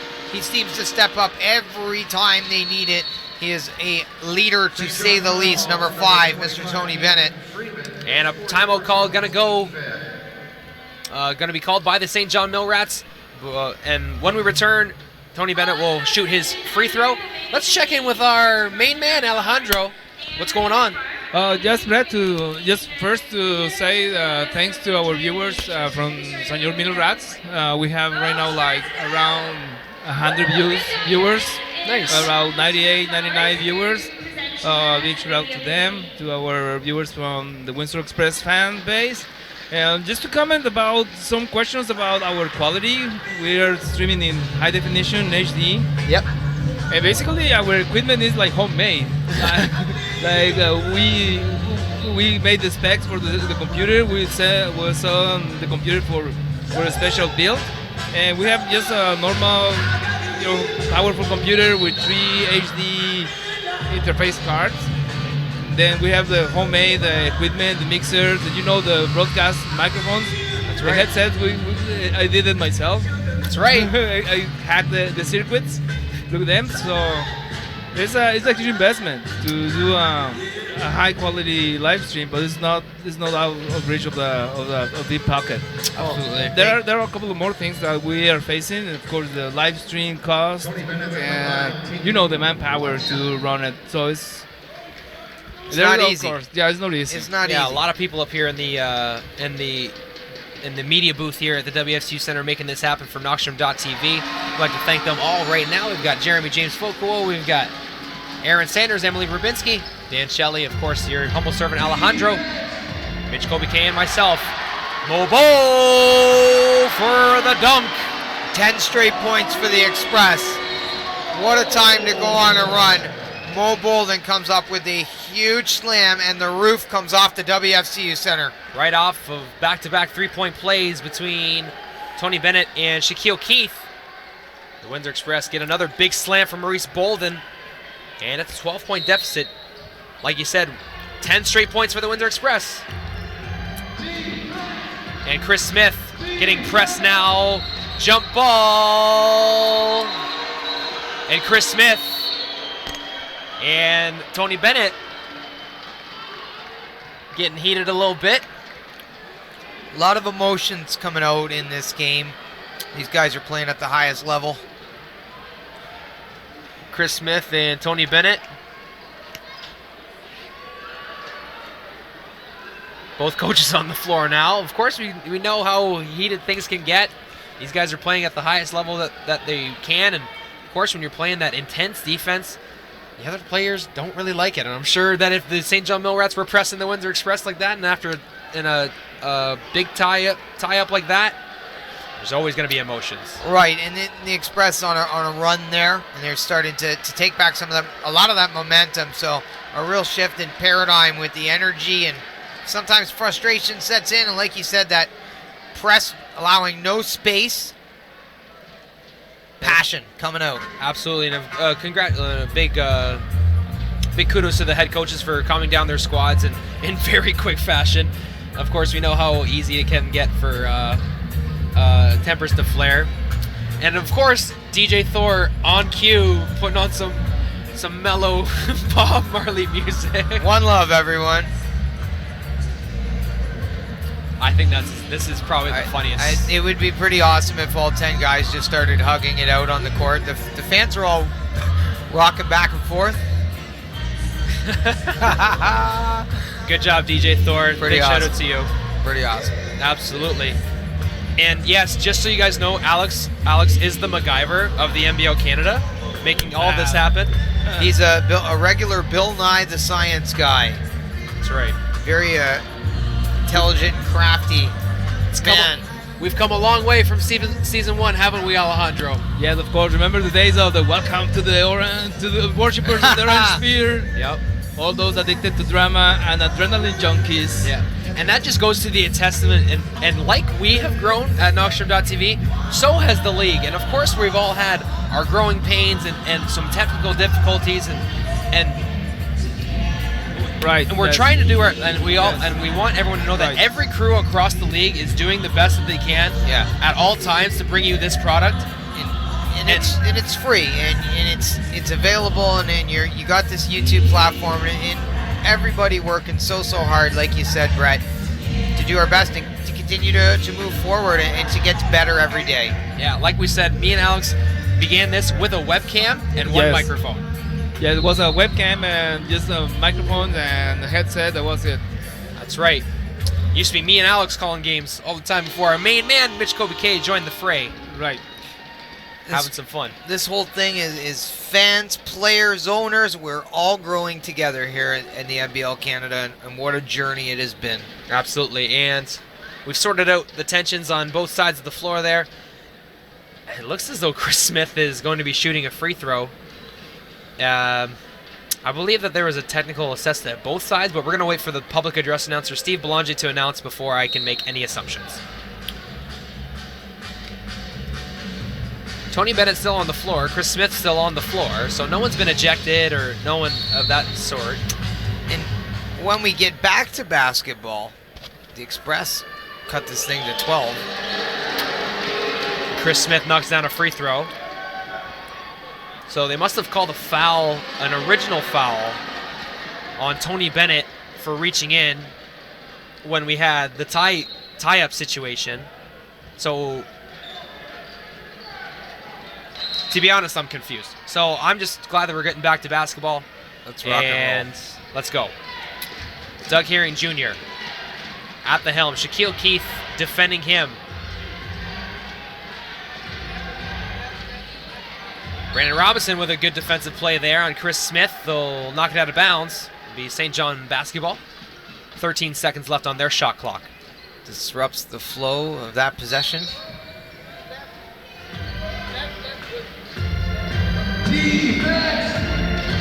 Doug Herring Jr. Rising and shooting. Can't get it to fall. Doug Herring Jr. going to draw a foul, and he'll go to the free throw line.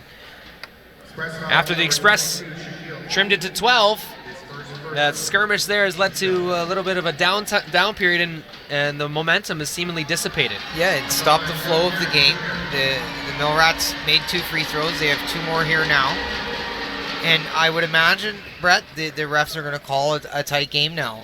I think it's going to change the flow of that a little bit. And Doug Herring Jr. looking to make it 16 points once a game. And he does. So 4 straight points now for the St. John Millrats after a 10-0 run from the Windsor Express. And a zone press being shown now. Trying to space out the Windsor Express here. A little bit of a matchup zone, so to speak. In the corner, no, Maurice Bolden. Shaquille Keith in the corner, step back jumper, no, off the front rim. In transition, Chris Smith leaving it for Doug Herring Jr., and he sneaks it in. The trailer, Doug Herring Jr., tough take there, Brett. Able to finish. Shaquille Keith breaking the press himself, but drawing a foul on Gabe Freeman in the process. Freeman, I believe that is his 4th foul.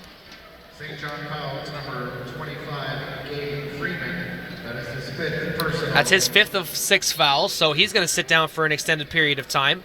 Unfortunately, for the Millrats, who are already without Anthony Stover. That's big for fear of the Windsor Express, and I think, Brett, these guys, the Express need to slow down the Millrats in transition a little bit if possible. This team just blazing speed. 18-point the deficit. Brandon Robinson going to be called for a traveling violation. He thought that he kept his 1 foot down, but the end official did not agree. Bill Jones mimicking the play for the ref, the former NBA player himself. It reminds me of a play that I saw when Carmelo Anthony was playing for Syracuse. Rose up, kept his toe on the ground. They thought he took his foot off, but then he went under the basket and scored. That was plenty of years ago, though. Shaquille Keith in transition draws a foul after the steal on defense. So the Windsor Express defense getting active on that possession after giving up 6 straight points. Credit Brandon Robinson for that steal. He's had his hand in the cookie jar all day long, disrupting passes. He's deflected a few out of bounds. Really well-rounded guy. You know, we talk a lot about his scoring, but he does so much more as Shaquille Keith makes the first.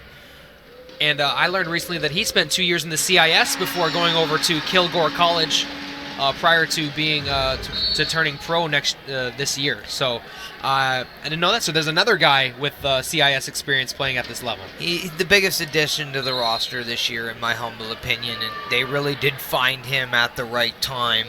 Yep, we saw him as a member of the NBA D-League's Raptors 905 during an exhibition game here in November, and then he was promptly signed to their training camp roster after he was let go from the 905. What do you know? Gets to come out to Windsor and play in front of them, and now he's here playing with us, and we couldn't be happier. Yeah, he had a triple-double alert a few weeks ago. He was stuck with, if he had one more assist, he would have had a triple-double, which would have, at the time, would have been the first triple-double of the year. And him being a rookie, that would have been even more sensational. A very underrated passer, and the Millrats make both those free throws, and they're doing some damage from the charity stripe right now. Brandon Robinson. The Express trying to figure out this zone defense. Mo Bolden in the corner, back out to Robinson, who lets it go. Can't get it to fall. Kirk Williams Jr. with the follow-up. And a full court press being put on by the Express now, giving the Millrats a little bit of difficulty before giving it into Doug Herring Jr., who cut through the middle. Herring Jr. draws a foul on Maurice Bolden. And he's going to go to the free throw line for a pair. And the Millrats back to the charity stripe. And they're shooting at a real high percentage right now from the free throw line. And they're really helping to extend the lead. These free shots. Herring Jr. knocks down another free throw. I don't think they've missed one in the third quarter. I can't say that I've several trips. This is at least 4. Knocks it down, makes it back, makes the deficit not 18 points once again. Brandon Robinson goes up and slams it down, gets the Express fans into it. 3 huge dunks in this game for Windsor. Olu Famutimi inside to Keith Gaydon, swiped away from Tony Bennett. Top of the key, Famutimi launches the jumper, no good. Follow up, Keith Gaden with another offensive rebound, and a foul is going to go on the floor. He is feasting down there on the glass on both sides. Keith Gaden going to the free throw line. Number 5, Tony Bennett, his third personal. 2 shots. And he'll go to the free throw line for the first time today. Keith Gaden. Really picking up the slack for Anthony Stover, that's for sure. Knocks down the shot. Anthony Stover out with a concussion currently. The Express just 63 points here at almost the end of the third quarter. We've seen that offense working so well in the first quarter, but credit that Millrats defense for really finding themselves. Kirk Williams Jr. He'll draw a foul on Gaden immediately after the Millrats possession. Quick work for the Windsor Express trying to cut into this deficit before the fourth quarter begins. And that's what Kirk Williams does for you. He comes back in the game. He scores a huge basket, now able to get himself to the free throw line. He's just a grinder. He's a worker. Williams Jr. knocks down the first free throw. Williams Jr. been a part of this league since the beginning as well as Anthony Anderson. Beginning with the Oshawa Power before coming over to the Windsor Express last season. The lead down to 16. Famutimi in the corner for Herring Jr. Back to Famutimi. Over to Holloman. Extra pass to Anthony Anderson. It's good. Double A once again. Shaquille Keith left his man, Anthony Anderson, all alone. He's almost automatic from that spot. Robinson. They'll call a foul on the floor there. Brandon Robinson fouled by St. John fouls number 34. Brett Mitch, we have a spike on our viewership now. We have over 100. Maybe one of the games already finished. Yes.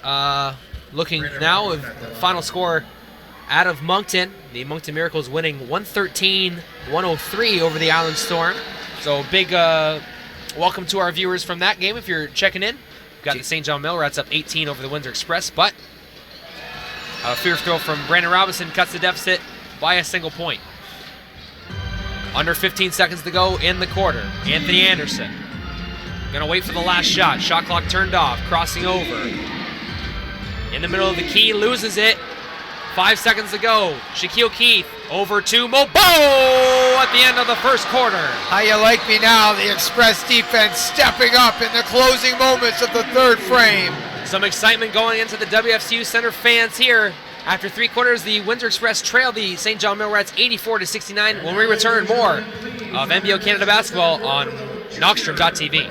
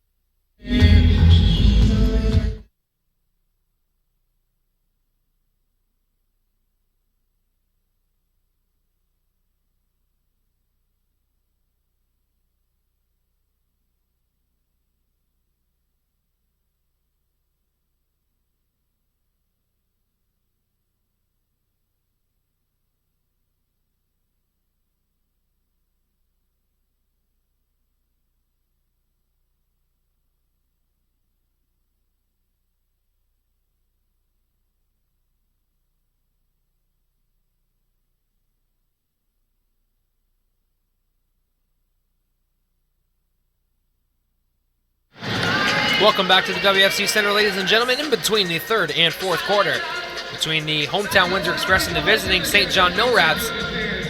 And Kobe, The Windsor Express put together a little bit of a run here in the third quarter, but they were matched at almost every stride by the St. John Millrats. They trailed by 15 heading into the fourth. You couldn't ask for a better way to finish the third quarter than what happened there.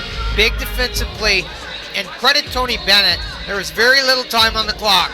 He could have heaved that ball from, a few feet outside the three-point line, but he catches Shaquille Keith. Who in then stride, yeah, and they make the pass to Mo Bolden. And that really ignited this team, and certainly the bench, and it closed the gap to a place where it's just about manageable. I am excited for this fourth quarter, Brett.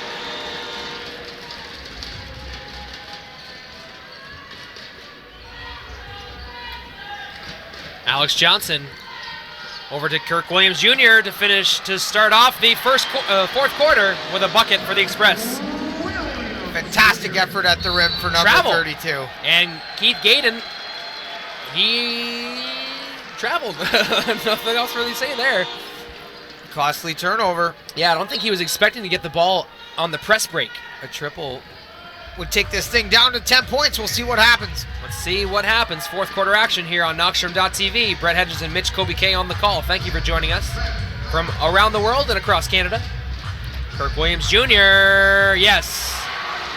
Fundamentally sound basketball there along the baseline. Uses his body to create space. Kiss off the glass. And Holloman helps break the press there. Doug Herring Jr. playing some defense, but Alex Johnson saved it from going out of bounds, but that was an unnecessary play.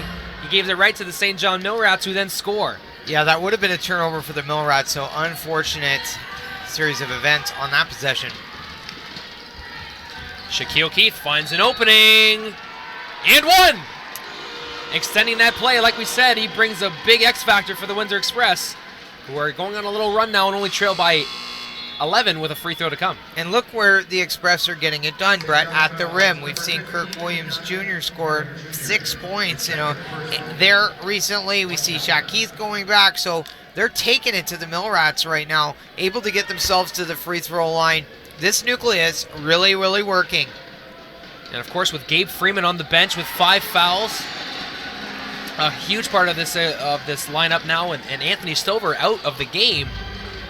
Windsor Express are trying to make some room here as Holloman gets caught in the corner, but he gives it up to Doug Herring Jr., the ever-reliable Doug Jr. Anthony Anderson for 3, double A, no good. Tip in, no good. Mo Bo swipes it off the rim, and it ends up in Billy Rush's hands. Those 50-50 balls so important in the fourth quarter. Alley-oop to Kirk Williams Jr., Alex Johnson. Superman more than making up for that turnover. Spectacular pass, even better finish, and the WFCU center erupts. Pass from Superman over to Captain Kirk. That caps off a big run for the Windsor Express, who now only trail by 8 points, Kobe. Kirk Williams Jr. has been a big, big part as to why the Windsor Express has been able to cut this thing to single digits. At one point, it was a 22-point advantage for the Millrats. This Windsor Express showing some real resiliency in against one of the best offensive powerhouses in the NBL. Couldn't agree with you more. And looking at the St. John Millrats huddle right now, who's got Rob Spahn. It looks like he is drawing up a play. It always seems out of timeouts and out of breaks. The St. John Millrats always have a good look coming out of those breaks. And if they convert, it subsequently takes the momentum away. It really quiets things down because we know basketball is a game of runs. We've said it many times. And right now, the Express are on one. Absolutely. 86-78. We'd like to thank all of our fans from across Canada and around the world joining us on Knockstrom.tv. Thank you for joining us if you're just coming over from either the Moncton Miracles and Island Storm game or the Orangeville A's and Niagara River Lions contest. We've got ourselves a good contest here ourselves between the St. John Millrats and the Windsor Express. The Windsor Express trying to get a win column against the Atlantic Division this year after starting off 0-3. And it's within reach, Brett, and they've got to win those 50-50 battles at the rim. And and they weren't through the first 3 quarters. And in the fourth, they're getting it done, mainly to do with number 32, Captain Kirk Williams Jr. And I thought that we had a lot of scoring going on in our league. No, but this is the this is the score right now between the Orangeville A's and the Niagara River Lions, 97-94, with over just under 9 minutes to go in the fourth quarter there. So another close one. And here come the Mill Rats. Chris Smith over to Holloman. Looking inside to Doug Herring Jr. battling Alex Johnson to Holloman. Nice fake there, getting around the defender. And a foul is going to go against Kirk Williams Jr. He's not happy. He goes and gives Dardis Willis some daps. Dardis Willis doing such a great job for this organization, always interacting with fans. A fantastic leader for the Windsor Express. Doug Herring Jr. trying to get his team back to within a 10-point lead. That ball was originally swiped away from Mo Bolden, but it goes right back in the hands of Holloway. A 3-ball from from Anthony Anderson. Ends up in a Mobo rebound after the miss. He's had himself an excellent game. Speaking of number 1, Mo Bolden. And when he was out of the game early in the second and third quarter, there wasn't a whole lot of excitement going on, and he brings that X factor as Doug Herring Jr. knocks away a basketball. He stepped into the passing lane there. Yeah, he's making the most of his length, that's for sure. A couple dunks this afternoon will most likely end up on Audley Stevenson's highlight reel. Now make sure to Alex Johnson. Working against Holloway. Nice quick outlet pass from Holloway over to Chris Smith. But good job from the Windsor Express to get back on defense as well. Anthony Anderson finds a seam, gives it over to Smith. Kicks it out to Holloman. Back to Doug Herring Jr. who settles it down. Going to the rack, Doug Herring Jr., draws a foul. Crafty scorer. Doug Herring Jr. doing it once again. Yeah, with Gabe Freeman and those fouls, they're going to need him. The Millrats so good, Brett, at getting out into transition, off defensive rebounds, attacking that rim, and then they can slow it right down and find the open man for the 3-point look. Really fun offense to watch. Alex Johnson checks out. Tony Bennett checks in. As Herring Jr. knocks down the first free throw, looking to make it a 10-point game with this throw.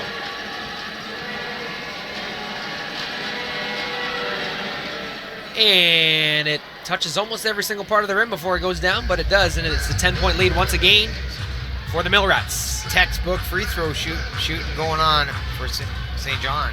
And we saw some really good free throw shooting at the CCAA Women's Basketball National Championships this week as well. Montana Romerl. Shout out to her from St. Mary's University in Calgary, knocking down 16 of 16 free throws in one game. Perfect in the fourth quarter. Shaquille Keith inbounds it to Maurice Bolden. Over to Tony Bennett. Getting a high screen is Bolden. Back to Bolden at the top of the key. Long 3, off the mark, off the heel. Volsey with the rebound.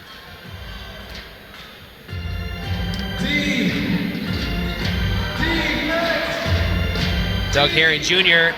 Shaquille Keith falls down. Holloman, traveling violation, negates the basket. A big call there. I would say that the Millrats offense creating a lot more turnovers than they're used to today.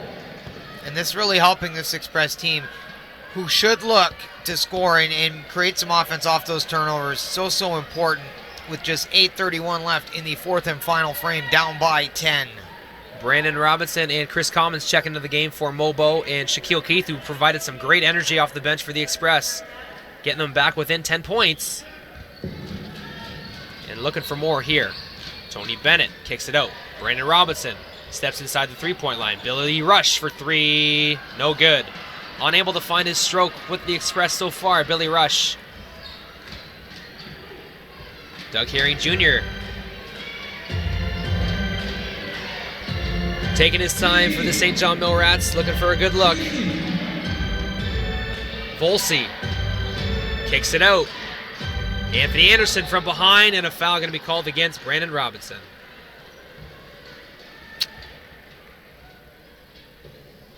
Robinson. Number 15, Brandon Robinson is third. That is his third foul of the game, third team foul of the quarter. The Millrats slowing things down a little bit here as we're well into the fourth quarter in this one. Yep, 7:57 to go. A good hedge on that screen from Chris Commons. Volsey gets a good closeout from Kirk Williams Jr., negating the three-point shot, but Holloman finds a soft spot in the defense, and Volsey finds him for an easy two.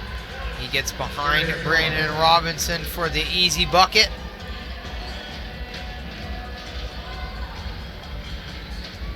Bennett finds a hole in the defense himself and scores, makes it a 10-point game once again. Mr. 40-plus always seems to step up at just the right times. Chris Smith puts it off of his leg, and it's a Windsor Express basketball. Turnover from Smith. Tony Bennett, once again, can't score in transition, but he does draw a foul. And that's a big play on defense from the Windsor Express. Creating a turnover. Like I said, this Millrats team isn't used to it, and the Windsor defense, plays at such a high level that they're able to do this, and this defense turns into offense. It puts Tony Bennett at the free throw line, a great free throw shooter, and maybe we can get this thing too, and he does. Single digits. 7:13 to go. The Millrats at one time leading by 22 points in this game. Windsor has been using a lot of energy to come back. Let's see if they can trim it further. And you got to think, Brett, all that rest playing big dividends here down the stretch. Second free throw is missed from Tony Bennett. Doug Herring Jr. going right to the rack right away, and Brandon Robinson going to be called for another foul. That will be his fourth. So straight line drive from Doug Herring Jr. Nothing pretty, just getting it done and drawing some contact and a foul. Getting the foul call. Express foul to number 15, Brandon Robinson. Fortunately for the Express, it's not a shooting foul. Volsey gets the inbound, kicks it over to Holloman. Back to Double A. Working his way in the key for Chris Smith for three. It's good. Big shot for Chris Smith. This Millrats offense able to penetrate and then the kick out to the three-point line. There's always somebody open, Brett, that has a nice look. Brandon Robinson taking advantage of a deflected ball, ends up in the middle of the key and draws a foul. So his team down 12, 93-81. St. John foul to number 32, Richard. Looking to trim the deficit with a pair of free throws here. And this is where free throw shooting becomes so important and imperative. Just 6:44 left in the fourth frame.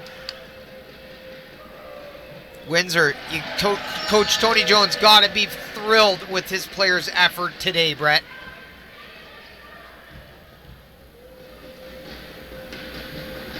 Robinson knocks it down. He's sure-handed Brandon Robinson. 90%, I believe, from the free throw line. He's automatic. Breaking that press, the St. John Millrats finding a soft spot, and Chris Smith, yes, picked up his foot before he put the ball down. That's a traveling violation. And a turnover, and I'll be interested to see when we get these numbers, how many turnovers were committed, and then the points scored off of those turnovers when this is all said and done. Yeah, we apologize, folks. Our DatStax live stats, and the traveling violation going to be called against Tony Bennett, who took a bump on his way to the basket. Still a 10-point deficit for the Express. The Millrats get a bit of a break there.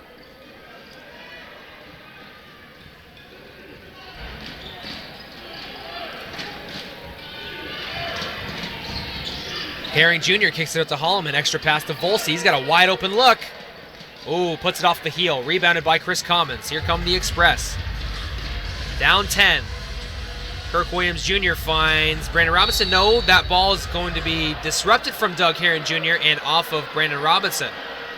So, second turnover on consecutive possessions for the Windsor Express, who have got to be more careful down the stretch here. Windsor fans not liking it. Missed opportunity there is Anthony Anderson working at the point once again.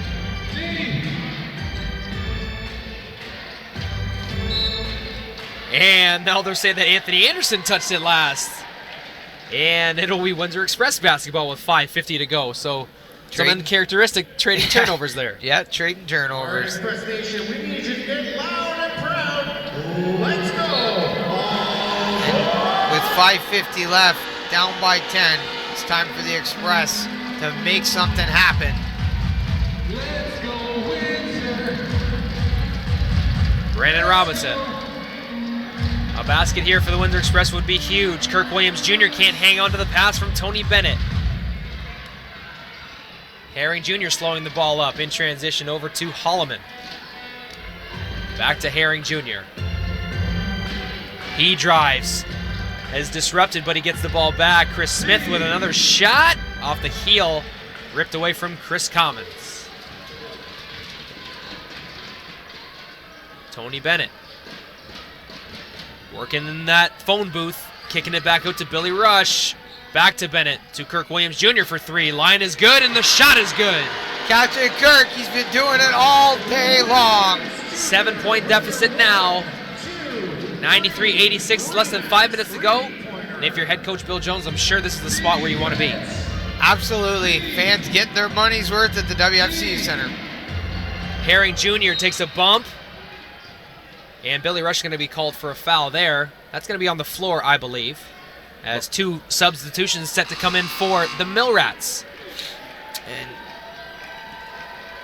Gabe Freeman and Johnny Mahane, big factors in them taking a 22-point lead, enter the game now with 4:42 to go, and I'm sure that they're fresh. You got Freeman, 20 a game. You got Johnny Mahane, 12 a game. Very capable scorers, seasoned veterans. Perfect time for them to come back in. Billy Rush checks out. Shaquille Keith checks in for the Express. Interior pass swiped away, and a foul going to be called on Freeman on the loose ball, and that's number 6. And that's the right call. He has stopped Shaquille Keith from stealing that basketball, which would have been a turnover. And Coach Rob Spahn turns his hands up to the Lord and says, "What can you do?" Just an unfortunate victim of circumstance there. It's the right call in my humble opinion.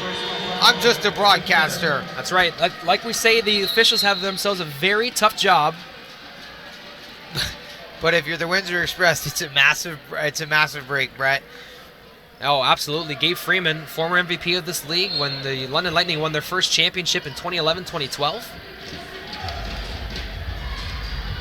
And now the Express only down by 7, with arguably St. John's best defender fouled out of the game. High screen and roll, called from Shaquille Keith. In the corner, Chris Commons lines it up. Off the mark, but who's there? Tony Bennett? No, Kirk Williams Jr. Tony Bennett gets it back. Second opportunity, loose ball grab from Brandon Robinson, and they're going to call a foul on Volsey, and then a subsequent technical foul on Volsey. So what a turn of events here, Mitch. You can't do any complaining after the whistle at these points of the game. It doesn't matter the league or the level, because it's not going to change the call. So I believe the original foul was against, the original foul, the victim was Brandon Robinson, not to call him a victim. But though he who was fouled was Brandon Robinson, so he'll have, I'm not sure, hold on, let's figure this out. There's a technical foul and a personal foul on the floor.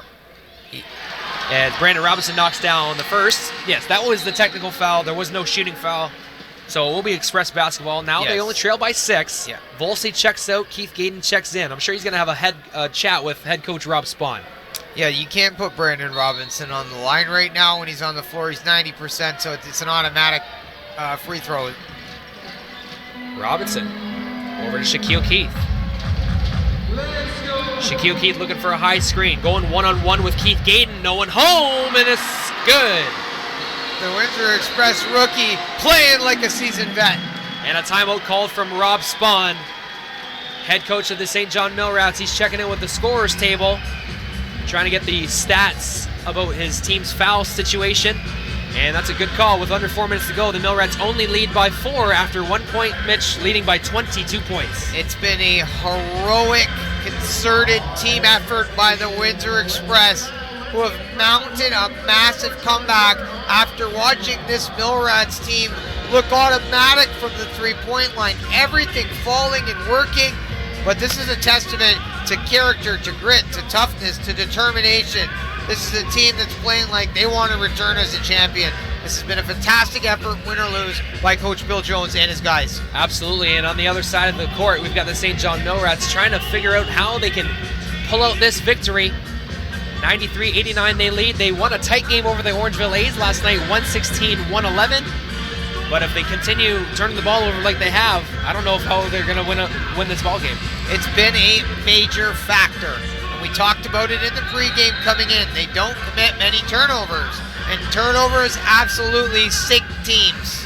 And this is a battle between the top-ranked offensive squad in the league as compared to the top defensive team in the Windsor Express. And right now, the Windsor Express defense is getting the best of the Millrats. And they're right on par, Brett. They allow only just over 99 opponents' points per game. So they're on pace here to end up around that number. We'll see what happens. 3:59 left.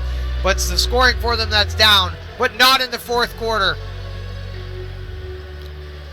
And, of course, this tenacious press by the Windsor Express that has caused so many turnovers today on once again.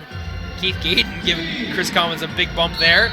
And a 5-second violation going to go against the Millrats. Wow. And Doug Herring Jr. took off walking. He was moving down the baseline to try to create some space to pass it in, but he gets clipped for the 5 seconds. Tony Bennett on the inbound. Scoring. Easy money for number 5. And the defense continues for the Windsor Express. Johnny Mayhane gets it over half court. Holloman over to Mayhane, and here come the Millrats now settling it down with just a 2-point lead. They can use the whole shot clock here. They got 9 left. Herring Jr. crosses over, bumped by Kirk Williams Jr., and a foul going to be called at the 3-point line. Kirk Williams Jr. playing some tight on-ball defense, but commits the personal. That's his 4th of the game. So 2 more for Kirk before he's out. We mentioned before, but Gabe Freeman of the St. John Millrats has fouled out. And Doug Herring Jr. will shoot.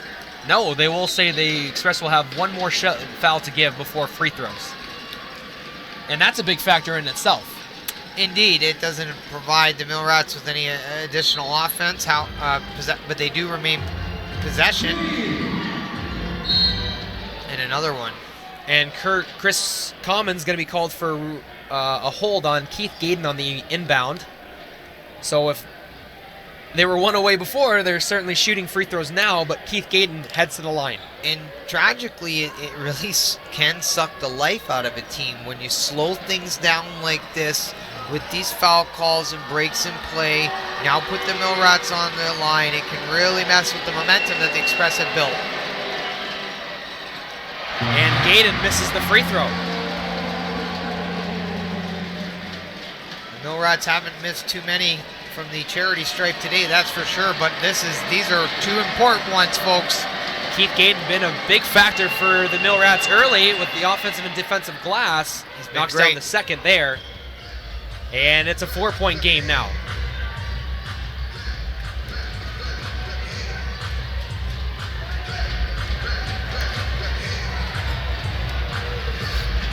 Tony Bennett hands it off to Shaquille Keith, gets a high screen from Kirk Williams Jr. He draws a foul, but they're gonna call a traveling violation prior.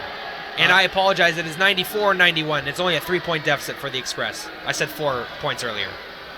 This is an unbelievable turn of events with all of these infractions being committed and fouls. Just crazy. Composure needs to be maintained. And now Shaquille Keith going to be called for a blocking foul. 4 straight calls against the Windsor Express, 3 fouls and a traveling violation. The Windsor Express fans don't like it.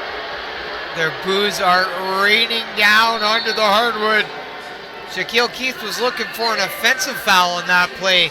Absolutely bewildered that he was called for the foul, but they put the Millrats on the free throw line again. Doug Herring Jr.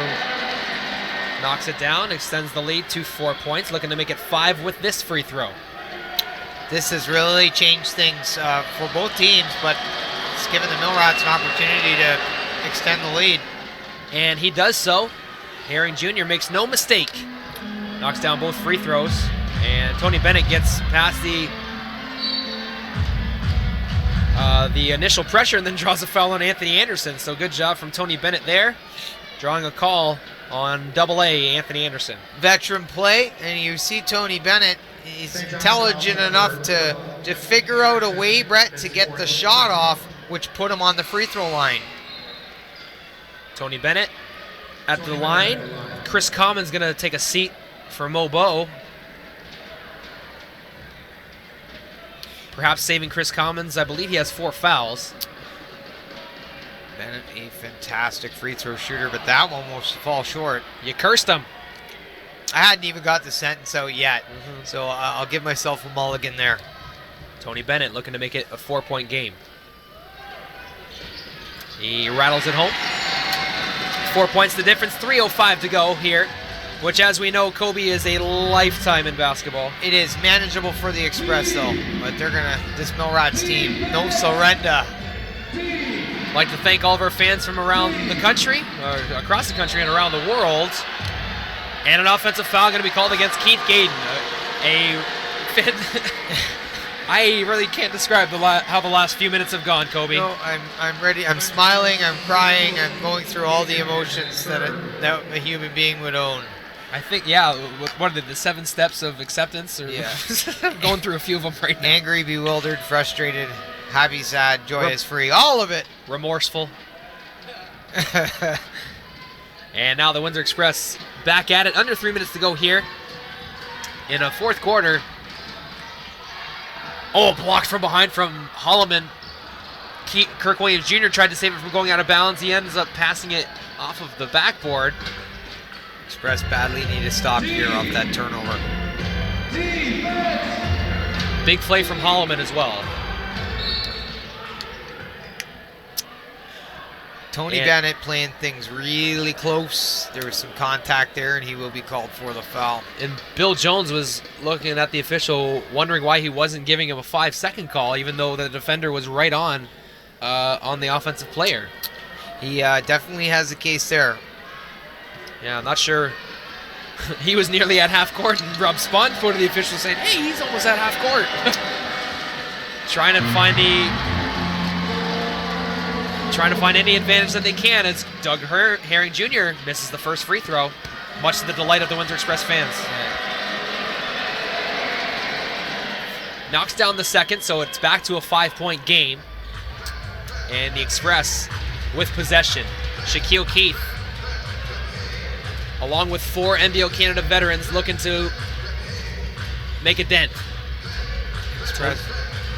Tony Bennett over Shaquille Keith. He drives baseline, kicks it out, finds Kirk Williams Jr. with a nice find on the opposite block. Shaquille Keith with a beautiful path that Kirk Williams Jr. finishes at the rack. The playmaking ability, and there's Brandon Robinson saving it from going out of bounds. Tony Bennett in transition, over to Robinson. It's off the front of off the rim, but Keith Gaden stepped out of bounds as he grabbed the rebound. That was one of the most exciting plays I've seen in this league. And Robinson saving it twice. It was over to Tony Bennett, getting it back and nearly making the reverse layup. Spectacular. 3-point game here between the Millrats and the Windsor Express. The Express have trailed since the second quarter, but they've made a concerted effort to make the comeback here. It was once 22 points, now it's down to 3. There's a $1:55 left, and Brett, this is anyone's ball game. This Windsor Express team not backing down today. That is for sure. What a treat it has been to call this game simply fantastic.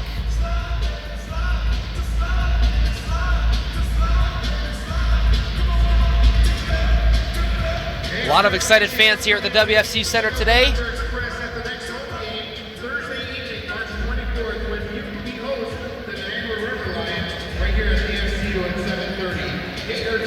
It's been a fun time, and it's been a fun weekend here at the WFCU Center. A beautiful Sunday afternoon. I want to shout out Mike Townsend at Kobe519. He hits me. What's up? I hear you on the YouTube feed, checking in all the way from Tennessee. So good looking out, Mike Townsend. Hope you're enjoying the game. Thank you to our fans for checking in on Twitter and across all platforms of social media. Make sure to give Knockstrom Digital Media a follow at Knockstrom. Of course, follow my man Kobe K at Kobe519 on Twitter. As the Windsor Express have possession on the baseline, 24-second shot clock and a 3-point deficit.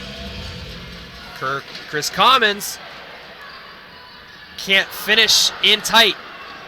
Tony Bennett swipes it away from Holloman and gives it right to Shaquille Keith. Oh, man. The play is never over. And Kirk Williams Jr. going to be called for a foul on the sideline as Johnny Mahan was about to break the press.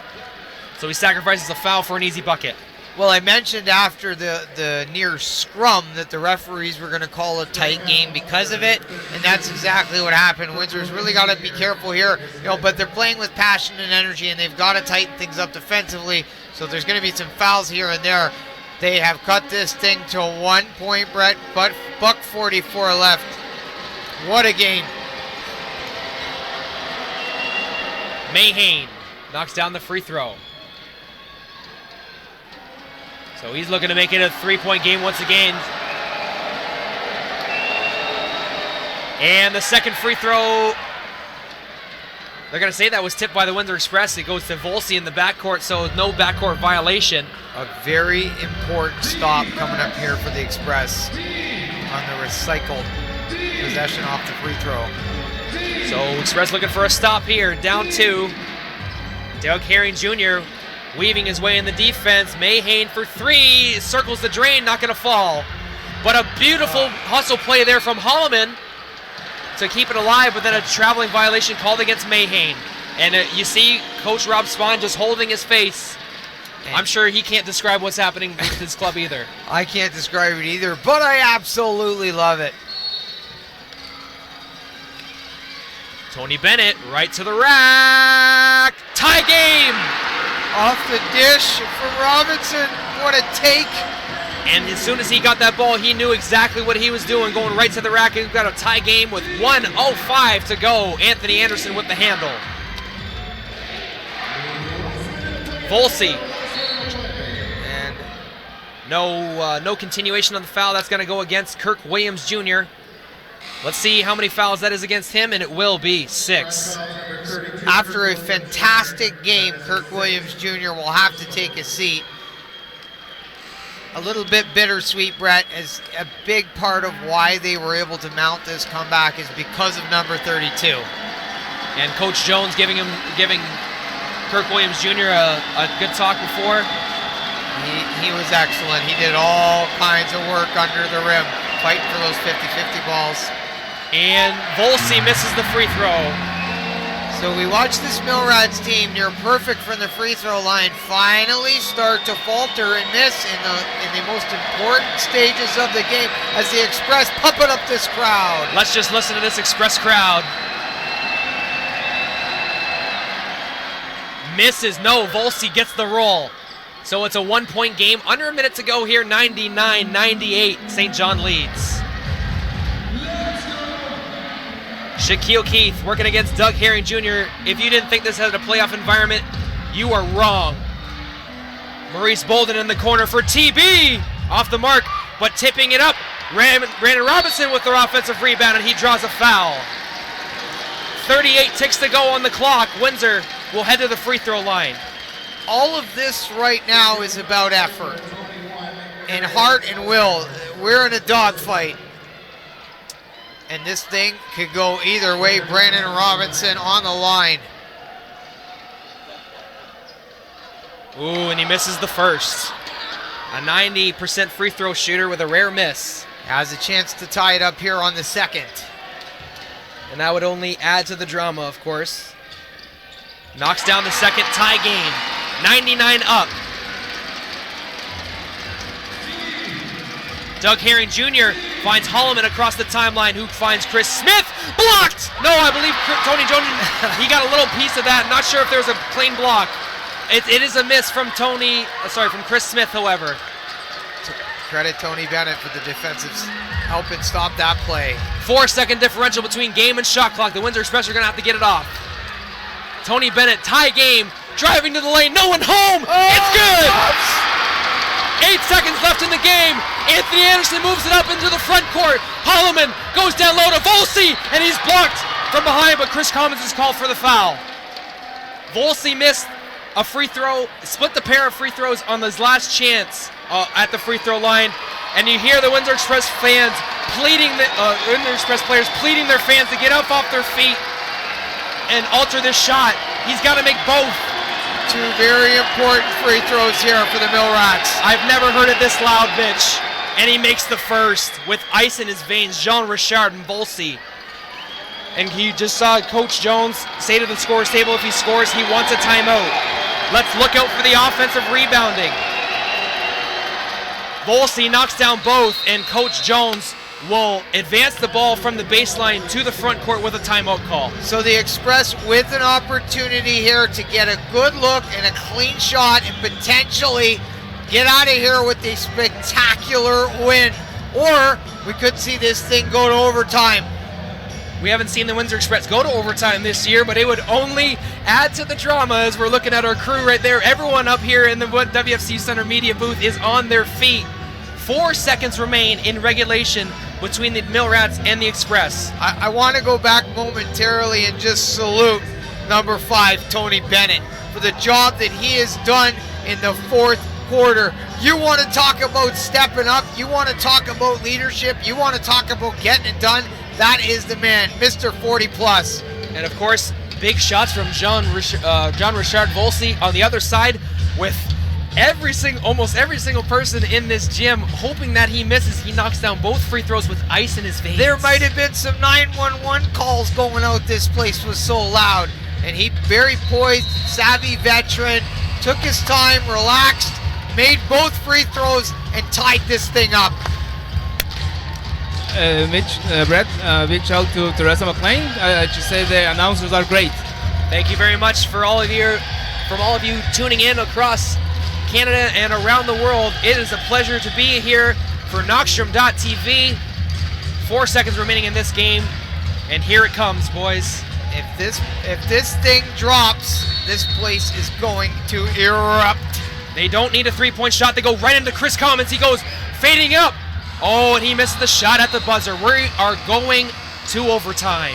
The 5th frame in this one will hopefully decide who gets out of here with the W. Either way, both teams showed up on this fine Sunday afternoon. 101 to 101. This is going to be the first time that we're going to have overtime here at the WFCU Center. 5 minutes of overtime will decide the victor. We hope 5 minutes will solve the victor. Who needs stats when you got a game like this?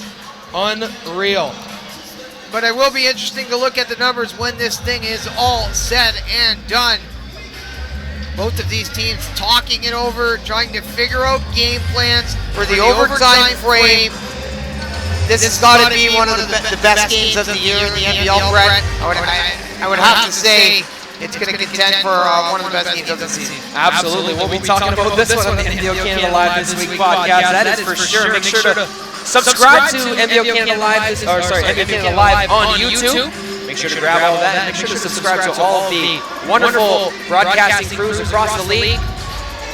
It's been a fantastic day, and now we're going to hear from our humble servant, Alejandro. Yes, a shout out to our viewers, Nursawa Ugurkrik. Pardon me? Nursawa Ugurkrik. Thank you to those people for checking in with us on the YouTube live discussion. I'm sure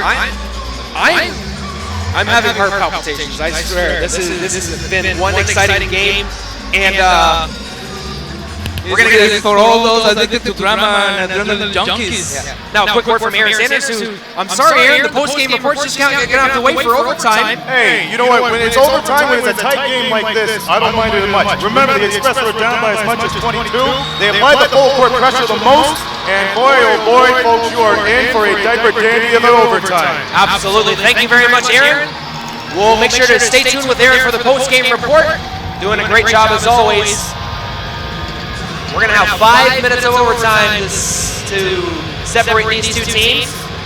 I'm sure after the energy exerted from the Windsor Express to make this comeback and tie this game, who knows how fatigue will be a factor to St. John Mill Rats played last night.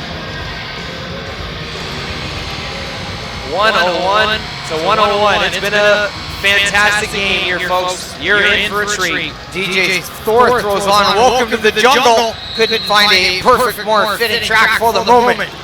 Doug Herring Jr. on the floor, Johnny Mayhew, Joan Richard Volsi, Garius Holloman, and Anthony Anderson on the floor for the Millrats. Express have Tony Bennett, Shaquille Keith, Chris Commons, and Maurice Bolden and Brandon Robinson.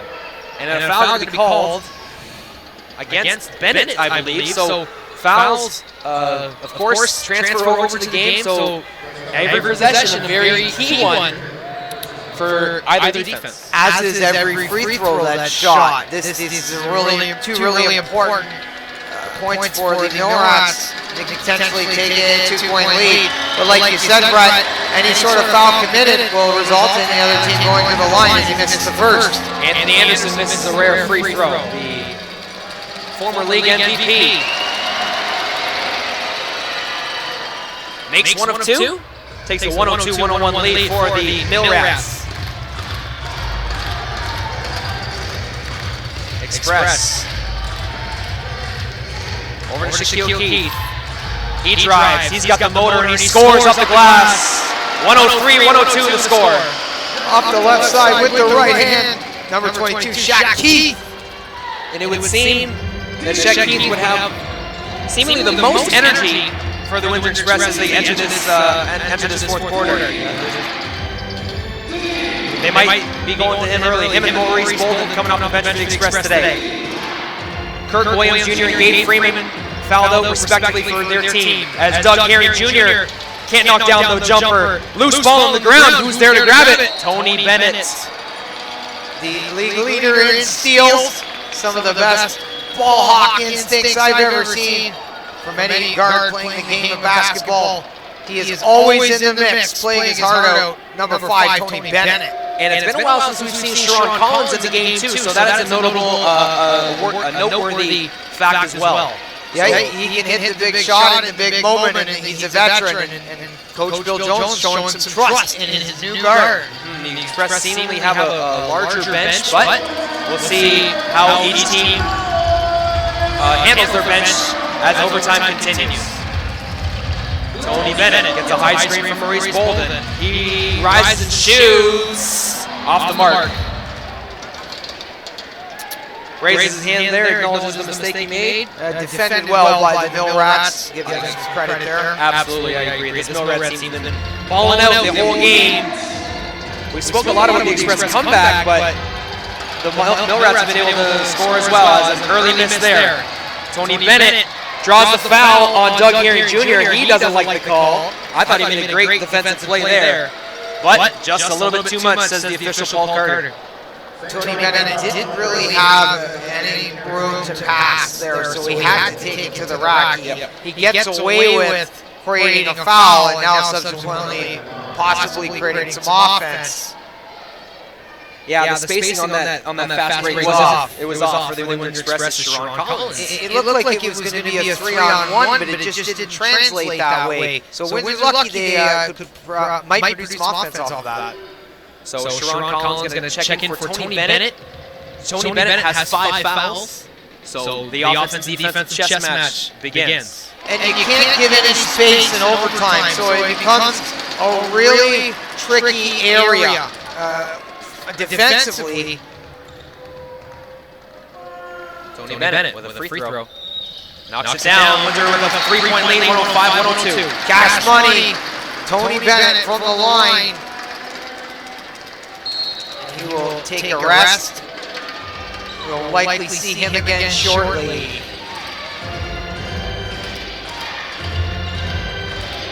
Herring Jr. Over to Anthony Anderson. He drives, and it goes down. He was well contested from Brandon Robinson there. The Express hold on to a 1-point lead, 105-104 with just over 3 minutes to go here in overtime. Anthony Anderson, big time bucket. Robinson can't get it to fall. Teardrop just falls short. Anthony Anderson in transition. He can't score. Good defensive sound position from Shaquille Keith, who's got a head of steam going forward. Kicks it out to Mo Bo for 3. Off the mark, off the heel, but grabbing it is Anthony Anderson. Here he goes in transition himself. Over to Holloman. He travels. Yes, he did. And that could be a costly turnover for the St. John Millrats. A quick shuffle of the feet from Garius Holloman as a traveling violation with 2:32 to go. And in comes Tony Bennett. Very important player as he will take the first possession here. In for Shaquille Keith, who was instructed by the coaches to stay right by the bench. So don't go anywhere. Brandon Robinson working against Anthony Anderson. A bump on that play. John Richard Volsey mishandles it. Here they come in transition. Holloman. It's fouled from behind from Brandon Robinson. He'll go to the free throw line. Not giving up nothing easy right now, that's for sure. Brandon Robinson coming in the back door and committing a foul. Brandon Robinson looking for a foul on the previous possession. And on that previous possession, Brett, he secured a huge rebound for the Windsor Express. So that's 5 fouls apiece for Tony Bennett and Brandon Robinson. So we can see some key players lost here. See how it goes down. And Garius Holloman misses the free throw, but he still has a chance to tie it with this toss. Just 2:13 remains in the first overtime frame. Here they go once again, the Express faithful. Holloman misses. Misses both. And Brandon Robinson, therefore the important rebound. Express up 105-104. Sharon Collins. He's played some big games before. He's got a national championship with the Kansas Jayhawk under his belt. Makes a nice crossover there, and he scores! And that is why Coach Bill Jones brought number 4 back in. Double digits for Sharon Collins in this game now. It's in the hands of Doug Herring Jr. of the St. John Millrats. Nearly a double dribble there. Volsey finds Anthony Anderson cutting to the basket. That's a turnover. And that is a turnover, Kobe K. And the Express defense stepping up once again. And you have to wonder if fatigue is a factor right now for the Millrats. Yeah, we talked about it. They played 2 nights in a row. They played 2 nights away on the road. Very difficult against a well-rested Express team here at the WFCU Center. 1:30 to go. Windsor up 107-104. It's been a dandy here, folks. Make sure to tune in after for the Windsor Express post-game report with Aaron Sanders, but Brandon Robinson for 3! This place just went absolutely nuclear. Everybody off their feet. Number 15 giving the Express a 6-point lead. He's not the second all-time leading scorer in league history for no reason. Brandon Robinson shaking off a miss on the previous possession and camming a 3 for the Express. Sharon Collins comes in, makes a huge shot at the rim, and then Brandon Robinson out in 3-point territory absolutely drills one. Timeout call from the Millrats. That will move the ball from the baseline into the front court, giving them some more time to get an offensive look. With 6-point deficit, it's a tough task for the Millrats now. Indeed. We've seen it many times, though. You can never count anyone out. This has been, Brett, a privilege and an honor not only to call, but to watch. One of the best basketball games I've ever seen in my life. Absolutely. A big concerted effort from the Windsor Express to come back from a 22-point deficit. They take a 2-point lead late. John Richard Volsey makes 2 big free throws with 4 seconds to go to send this game into overtime. And now the Millrats are going to need a good look out of this timeout to knock down and trail this deficit some more. Mahan can knock down the 3, Herring can knock down the 3, Anderson can knock down the 3. Mitch, Brett, apologies. We have a lot of noise here, so we have a little bit of a fix. Okay. Mahan inbounds it to Holloman. He has to give it over to Doug Herring Jr. High screen from Volsey. Good hedge from Chris Commons, but Volsey's left alone at the 3-point line. Let it go. Air ball. And a good job from Sharon Collins there. Spacing himself out, making sure that Anthony Anderson couldn't grab that loose ball. I apologize. I'm a fanalist right now. And the Express break the press there. Sharon Collins gets in the middle of that formation, gives it over to Brandon Robinson. Kill some clock here. Time ticking away. Tony Bennett working against Johnny Mayhain. Drives to his left. Tony Bennett off the glass. It's good and one. As he goes out into the crowd. And this has been an 11-3 run for the Express in overtime, Mitch. Number 5 has stepped up. That probably wouldn't even describe the job he has done here today. Can't wait to see what the final stats say and who the Windsor Express player of the game is. But we still got some time here, 44 seconds remaining in overtime. 113-104. Harry Jr. lines up a 3. Nearly cans it, but it's rebounded by the Express. Another board for Brandon Robinson. And Volsey's going to be called for the foul, reaching in. Good effort from him and Harry Jr. to take the ball away from Brandon Robinson, but he pivots away just long enough to draw a foul call. 113-104. Overtime, 33 seconds remaining. Windsor holding fast against the St. John Millrats as Brandon Robinson to the free throw line. Robinson with a free throw makes it a 10-point game.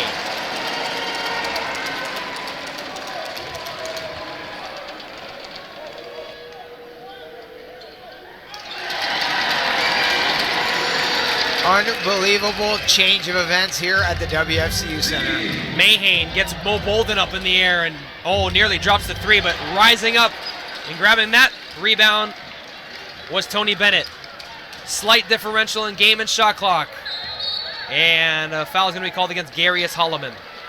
115-104 the score. 17 ticks on the clock remaining in overtime. And not only is Tony Bennett scoring huge buckets down the stretch, but he just secured a very important rebound and then made a difficult outlet pass. He's absolutely done everything here today. Chris Commons. Ooh, misses the first free throw. Mr. Dependable had 13 first half points. He really kept Windsor in it, Brett, I agree, in through the first 2 quarters. And he gets it to fall on the second free throw, making it a 12-point lead.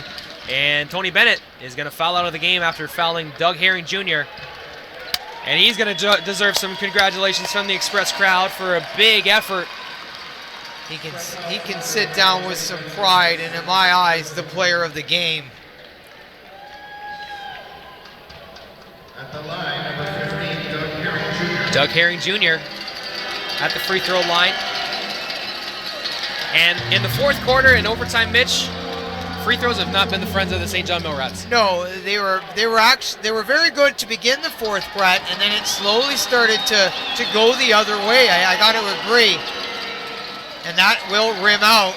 An uncharacteristic miss from Doug Herring Jr. at the free throw line. Many uncharacteristic misses from the Millrats today. And we will count it down. 3, 2, 1. It's over, folks. 116-104. Mitch, what more can we say? A fantastic effort from both sides of the floor. Congratulations, Rob Spahn and the head coach of the Windsor Express, Bill Jones, on orchestrating such a fantastic game. I would like to quickly salute all the players on the floor, not only the St. John Millrats, but the Windsor Express, both sides, for a fantastic job.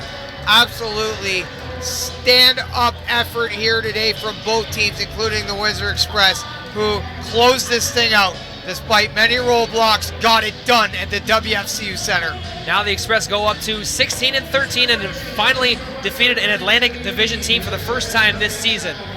That's going to do it from everyone here on Knockstrom.tv. Big shout out to our crew, Jeremy James Focolo, Emily Rubinski, Dan Shelley, our humble servant Alejandro De Armero, Mitch Kobe K. I'm Brett Hedges saying thanks again for joining us, folks. Let's head over to Aaron Sanders for the Knockstrom.tv post-game report. Take care.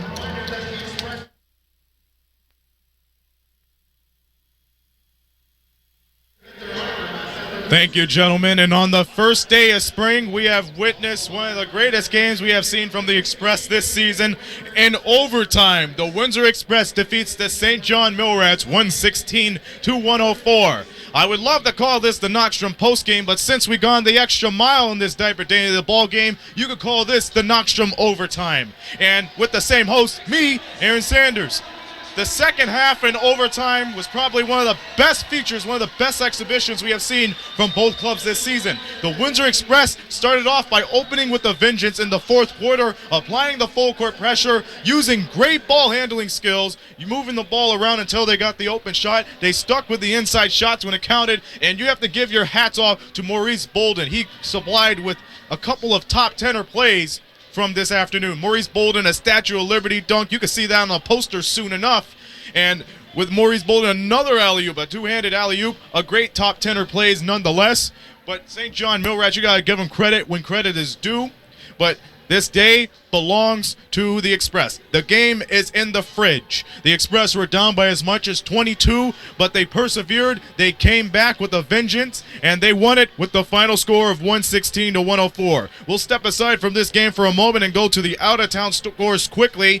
We have two finals right here. We'll start with the Orangeville A's, who traveled to Niagara, face the River Lions. In a tough, close game, the River Lions came back from a deficit and beat them 121-120. Orangeville's player of the game was Justin Moss with 29 points and 11 rebounds. And for Niagara, it's probably one of the potential candidates for the MVP of this NBLC season. His name is Logan Stutz, 26 points, 6 rebounds, 3 assists.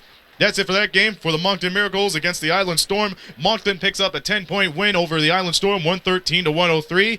Dexter Strickland was Moncton's player of the game with 23 points, 5 rebounds, and 5 assists. Moncton now moves up to 13-15. They go 4-8 on the road. As for the Island Storm, Terrell Baines was the player of the game, 18 points, 5 rebounds, 2 assists. Now they are 10-17, and they are 6-7 at home. Those are the out-of-town scores, but ladies and gentlemen, whether if you were here live with us or watching on the internet, you have witnessed probably one of the best games the Windsor Express has played this season. Next to the Clash of the Coliseum with a convincing win over the London Lightning, this one you could put in the top 5 games of the year. We have seen some highlights. We have seen some perseverance from the Windsor Express. We have seen a never-give-up tough defense attitude from St. John. But at the end, the Windsor Express moves to 16-13, and they are now 6-3 since Bill Jones came back and took over the coaching helm. Once again, the final score in overtime, the Windsor Express 116, the St. John Millrats 104. And ladies and gentlemen, we'll be back with you in 4 days' time, Thursday night, where the Windsor Express will take on the River Lions right here at the old FCU.